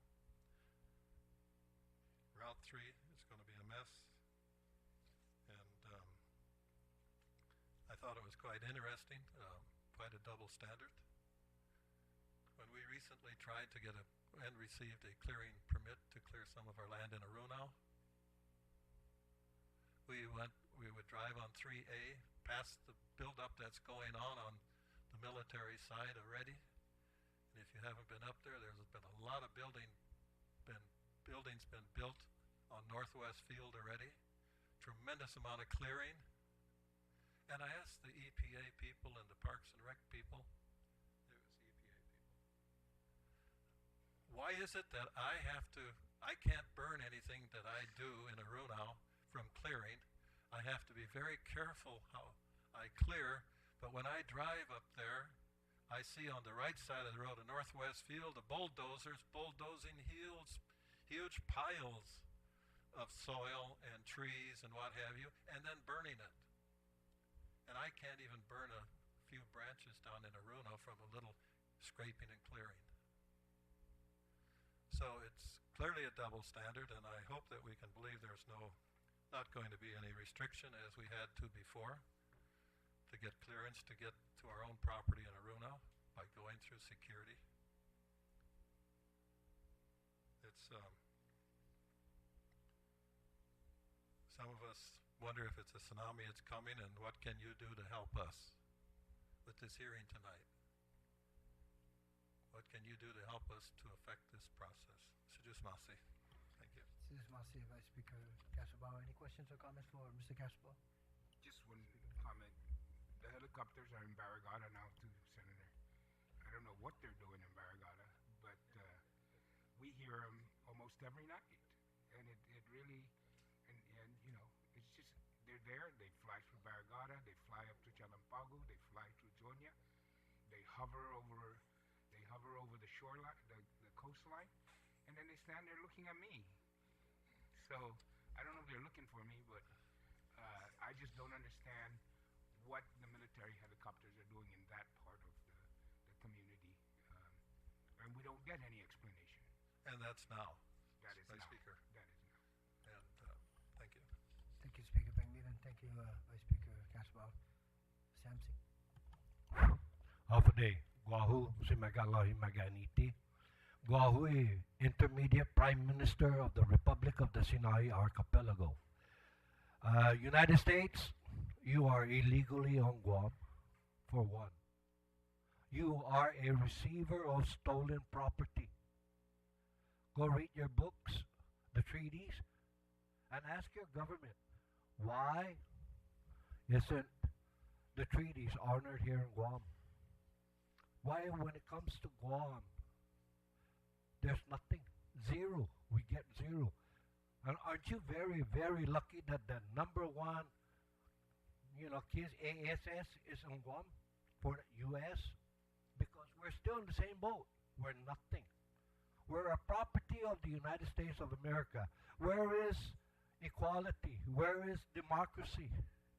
Where is freedom? You guys swore to uphold, protect, and serve the Constitution of the United States of America. Where is equality? Where is democracy? Where is it? Your boss is not us, the people. Your boss is three bosses: Secretary of Interior, as stated on the Organic Act, Department of Defense, and Congress. So if they tell you to sit down and shut up, you're going to sit down and shut up and say, yes, sir. Right? Because you know that's your boss. Now, military build up in Guam, wow, that's a big thing, huh? Because the people in Okinawa are saying, Yankee, go home.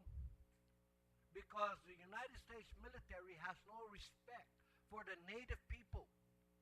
They call them gooks. Just like the U.S. military has no respect for the Indians. They almost genocided the Indians.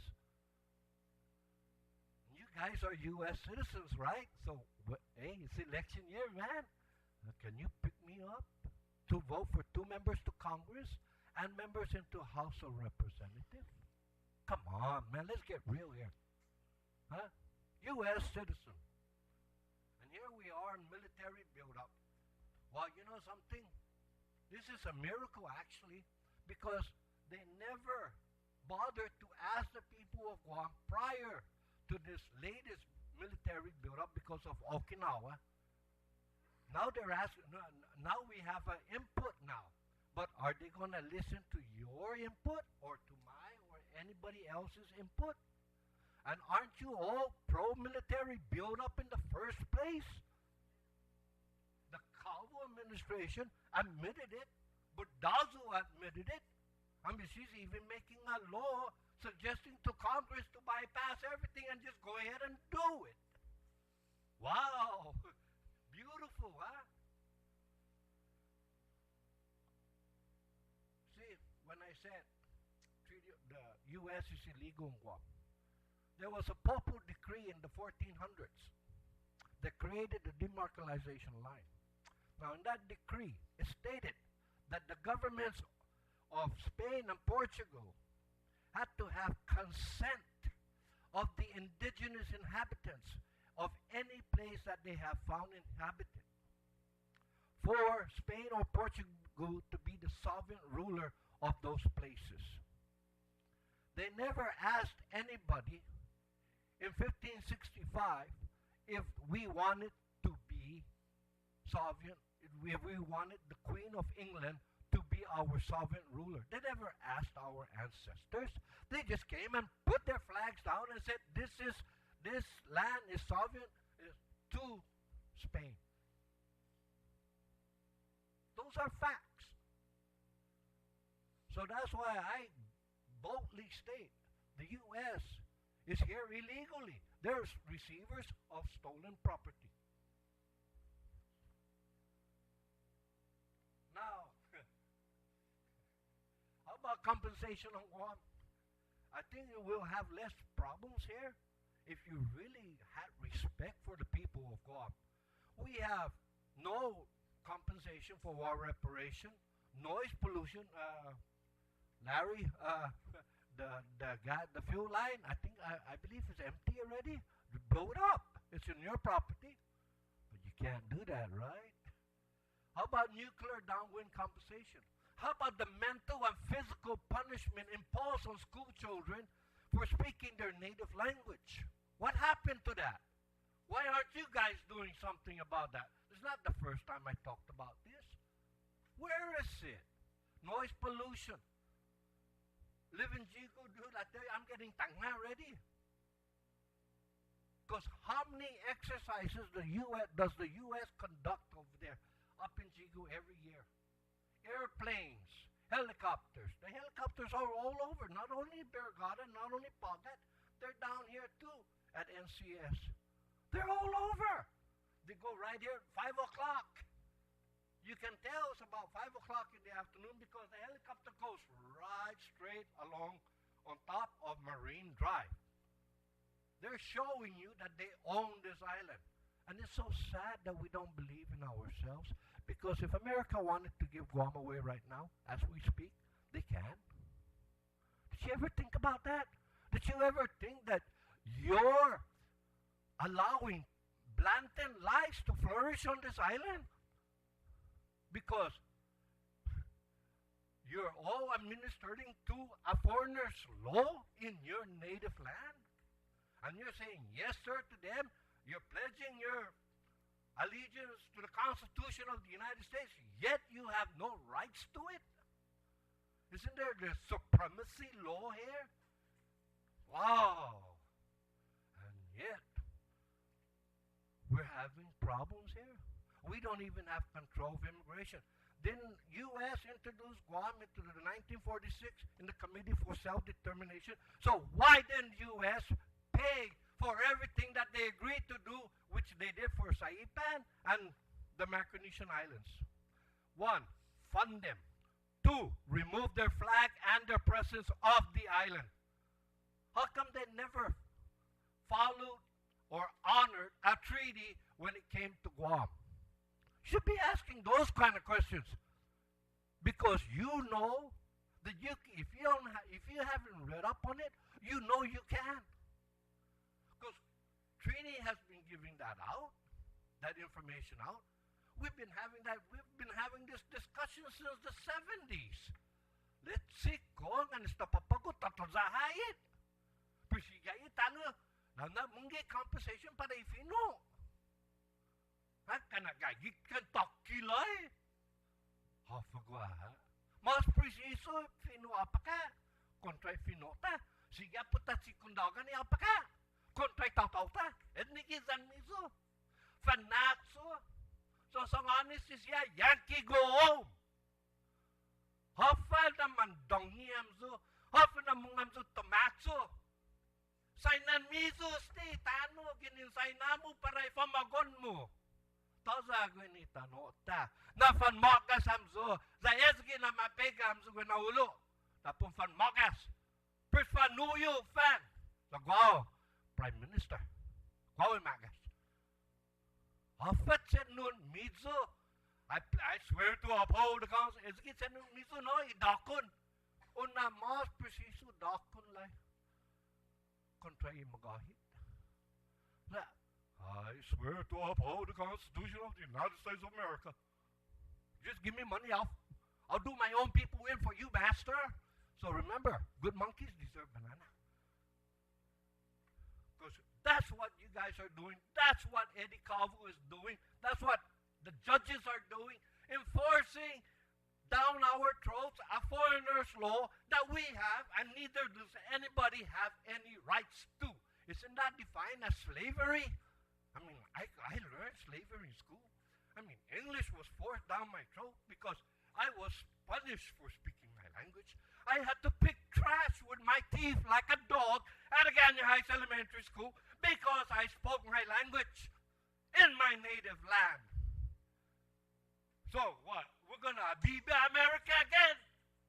And never mind about the natives. Oh, I'm no good. I'm incompetent, right? Can any of you make me believe I'm a U.S. citizen? Come on. Can any of you, as leaders, so-called leaders, can any of you that have sworn to the Constitution, can any of you make me believe I'm a U.S. citizen? I dare any of you. I triple dare you. Let's get with the facts. No more lies. No more. This is our island for our children. We have nuclear warheads on Guam. That B-2 that crashed and burned. Imagine if that nuclear warhead, because you know military law, the order, nuclear warheads must be in preparation. Must be there. For those aircrafts, we have attack nuclear submarines. We have bombers. We have all kinds of toys for America here. We're the tip of the spear, the front line for their defense. The only thing important about Guam to the U.S. is when we're finally invaded or bombed. Now they can declare war because it's national defense. Is that what we want? We want our children to die? What is wrong with us that we don't want to be the owners of our motherland? Education? Education did that to you? Huh? To any of you? To the judges? To the so-called governor? Because you know in the Organic Act, it states it right there. Your boss is the Secretary of Interior. Congress created, wrote the document called the Organic Act, and it says it's right there. It also states right there that I grant you U.S. citizenship without the rights to vote for president, and that to be obedient to the sovereign laws of the United States of America. Then the King of Spain in 1898 said in the Treaty of Paris, the letter to Guam, be obedient to your new masters. Mentality. We are only a property. We're not humans. We're not. Look at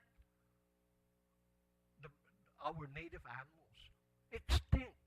Or the excuse was, honey, there's too many damn mosquitoes on Guam. Do something about it. So they introduced DDT, Agent Orange, mustard gas.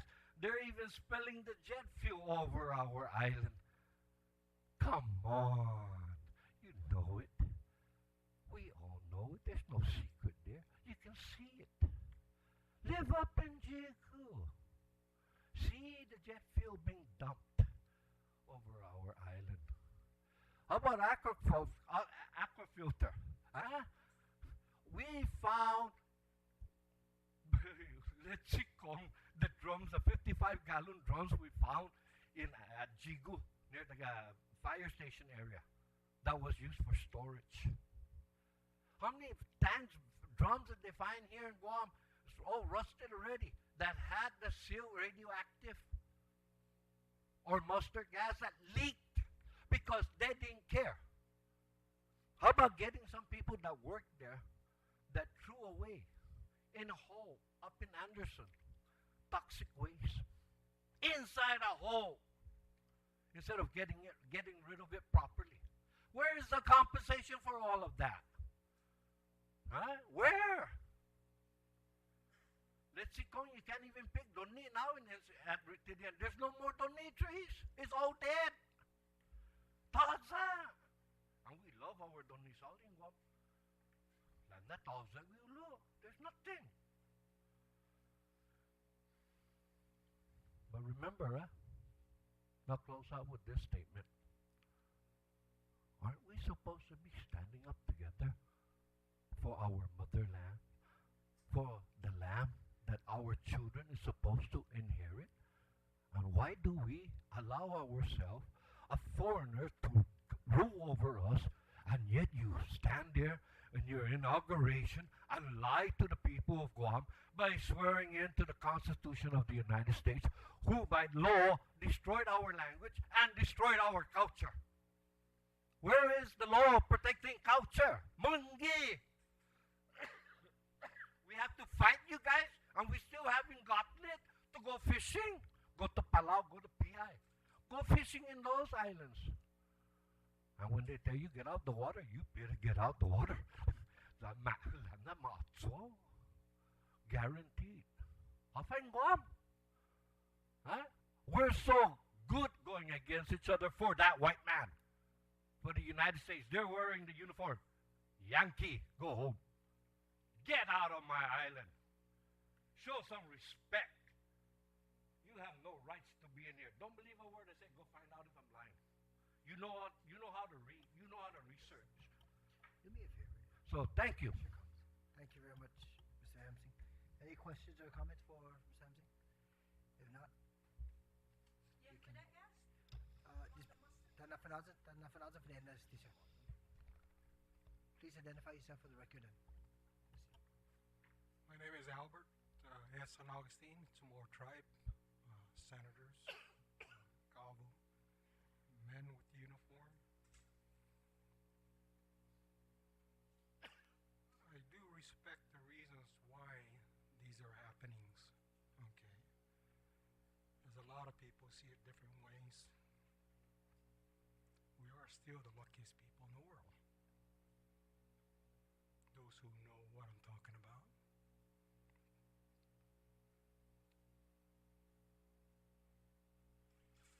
But a very serious thing that needs to be said right here.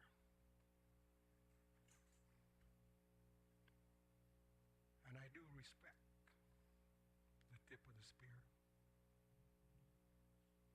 though a lot of people don't and don't see the reasons why.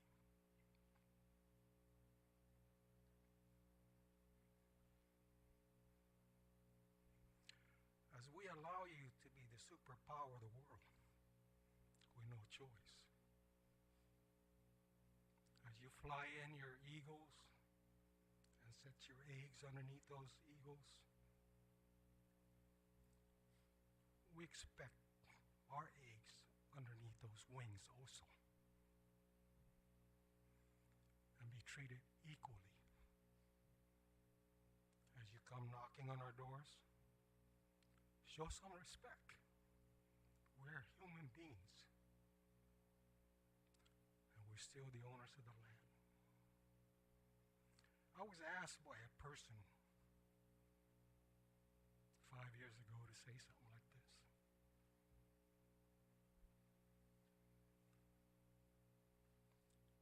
Because as a tribe,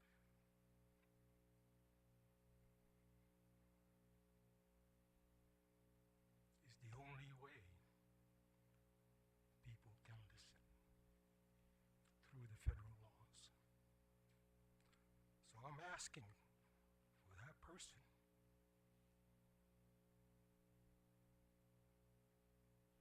who asked me to say that, give us that rights as to equal things out. Thank you. Thank you, Mr. Stonestein. Any questions or comments, senators? If not, Mr. Guido. If there's anyone else in the audience who would like to provide testimony, please join us at the front table. Otherwise, we're going to be closing out with Mr. Guido's statements. Please identify yourself for the record and proceed. My name is Museo Joel Garrido, and I'm here to testify as chairman of the Task Force on Free Association. There's virtue in waiting to be the last person, but there's also virtue in being the first person. Being the last person would be less people to hear what you have to say. Being the first person would be that a lot of people would hear you. Hopefully, in the public hearing for this ACIS, which will occur, I believe, in May, that this is the kind of public hearing that should actually be programmed for the hearing, and not this scoping hearing or meeting where you would meet an individual standing in front of a poster to tell him how you feel about this, and then you move on to another. That's a facade. It's actually a strategic move to soften or to reduce public discourse where everybody hears what you have to say. And it's a smart move. Anyway, I want to be brief because time is of the essence. And speaking on the basis as a task force chairman, I want to pretend that I am a sovereign person, equal to the people across the table in negotiating the enumeration of a treaty where military buildup in our nation is to be based on.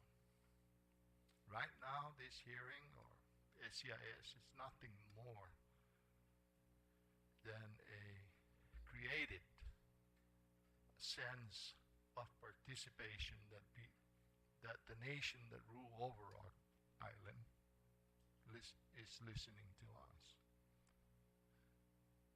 is a civil right. It's not a human right. If we were sovereign like Palau, we would be equal on the table. And that table will be round or will be square so that the delegation of the United States would be on one side and the delegation of our island would be on the other. And there is a establishment of a principle of in negotiating the treaty that would affect the increase of military presence, not only on Guam, but in the Mariana Islands. I just want to be brief. I believe that Guam lacks the international experience in negotiating such an action that will tremendously, maybe adversely affect the interests of the local people for hundreds of years. If we don't get our sovereignty, if we don't exercise our right of self-determination, we are actually in an illusion of being part of the solution. We're not.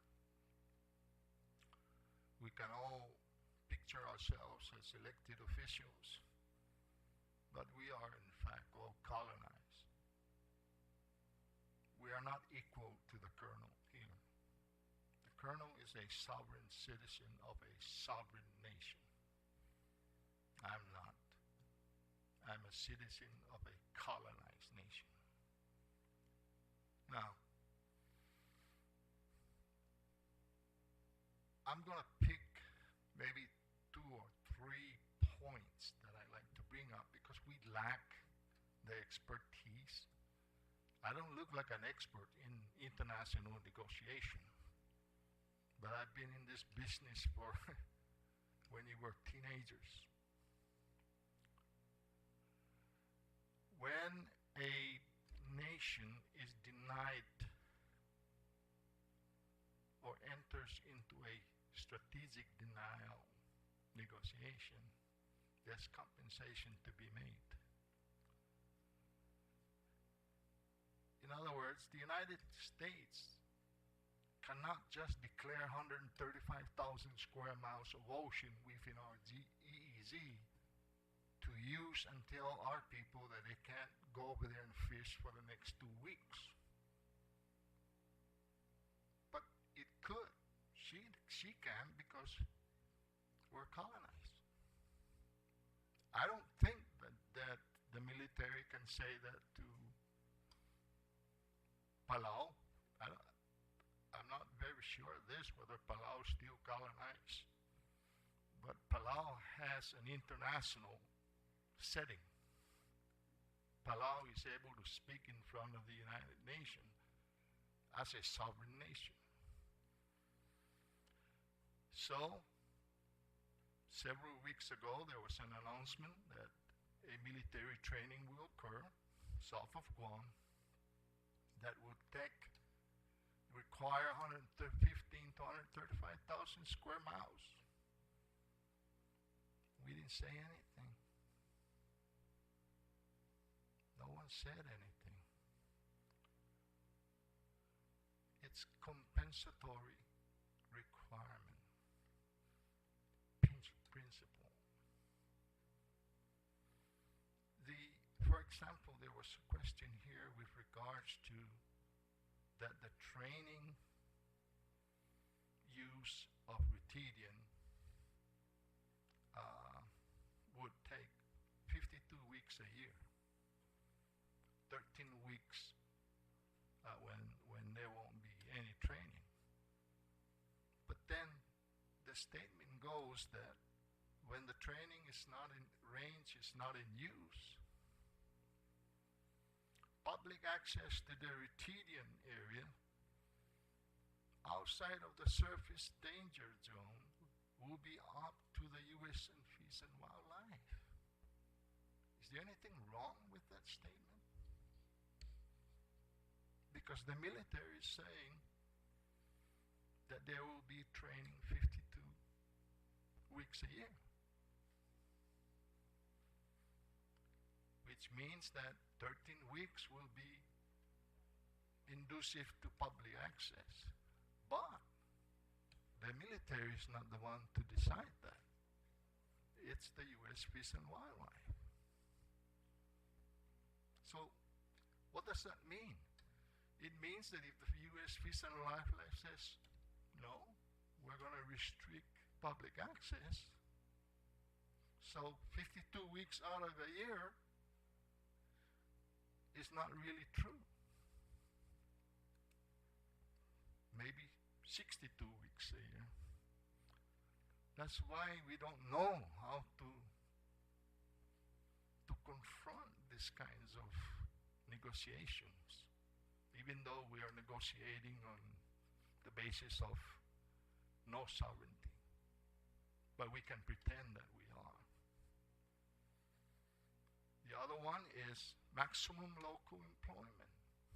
That actually is a principle. And in a sovereign nation, on sovereign nation negotiating for, let's say, treaty, maximum local employment is actually the right of the nation being affected by military increase, that will be imposed as an enumeration of the right of Guam to say that if there's 10,000 jobs going to be created, then 10,000 jobs will be taken by local workforce. But if you read the statement, they're talking H2s, H2 workers. That's not local jobs. Could be created by the military in Guam, but H2 workers are going to do the work.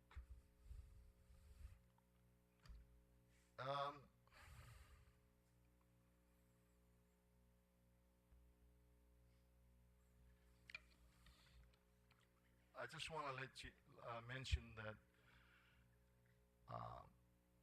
there's a language problem when someone says Route 3A is not going to be taken, but Route 3A is going to be relocated. Is there any difference? We don't know. The military does not speak, does not lie, because it only tells you half of the story. Deadbeat, military deadbeat dad syndrome. I brought that up in the initial DIS, but I was told to be quiet because it was not germane to the discussion. When you increase military presence here in Guam, you increase the possibility of local illegitimate children being born. After World War II, there are many illegitimate children born. And the deadbeat dad go back to the United States. That's why I'm trying to connect this, is that the government of Guam should argue that should there be children born illegitimately by military soldiers and who left the island, that the Naval Hospital and the military command here should be responsible for the wealth, for the health and welfare of that baby. It's like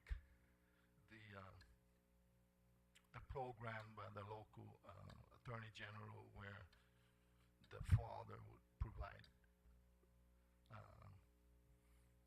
financial help for the welfare of the child.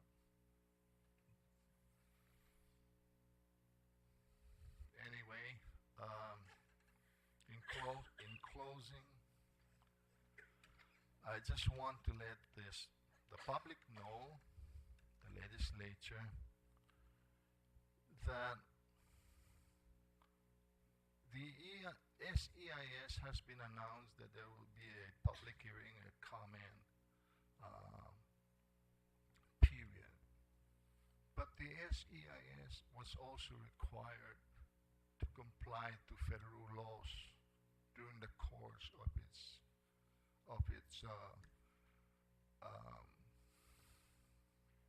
discussion with the local government, with us, that there are two basic compliance that are very important. One is NEPA. The other one is National Historic Preservation Act of 1966. In both of these laws, public participation and consulting parties are required.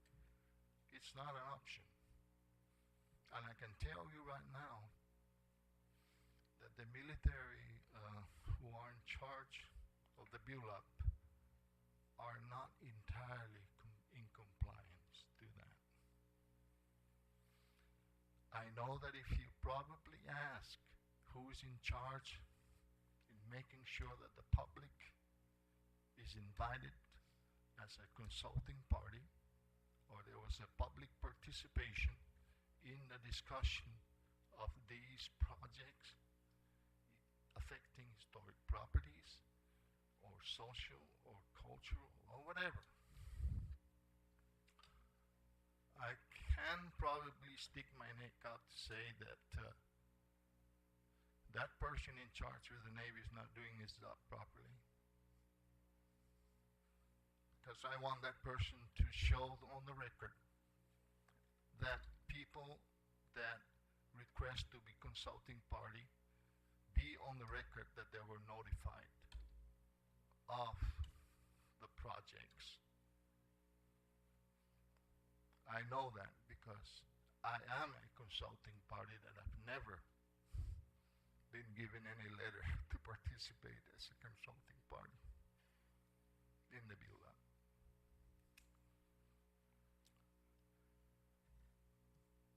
In any case, ladies and gentlemen, and Madam Speaker, I'm sorry, there are many other issues germane to the discussion of the SEIS. One, for example, is war reparation. Although in the last discussion I was told that you can't discuss that because it's not part of the build-up discussion, but it is. I'm cutting short. As a chairman of the task force, I could discuss many issues, but perhaps that would come in the future when the right of self-determination of our people have actually been respected and provided for by both the United States and the United Nations. In the meantime, we'll just hope for a better response. Thank you. Thank you very much, Mr. Garrido. Any questions or comments from Speaker Ben? Thank you very much, Mr. Chair.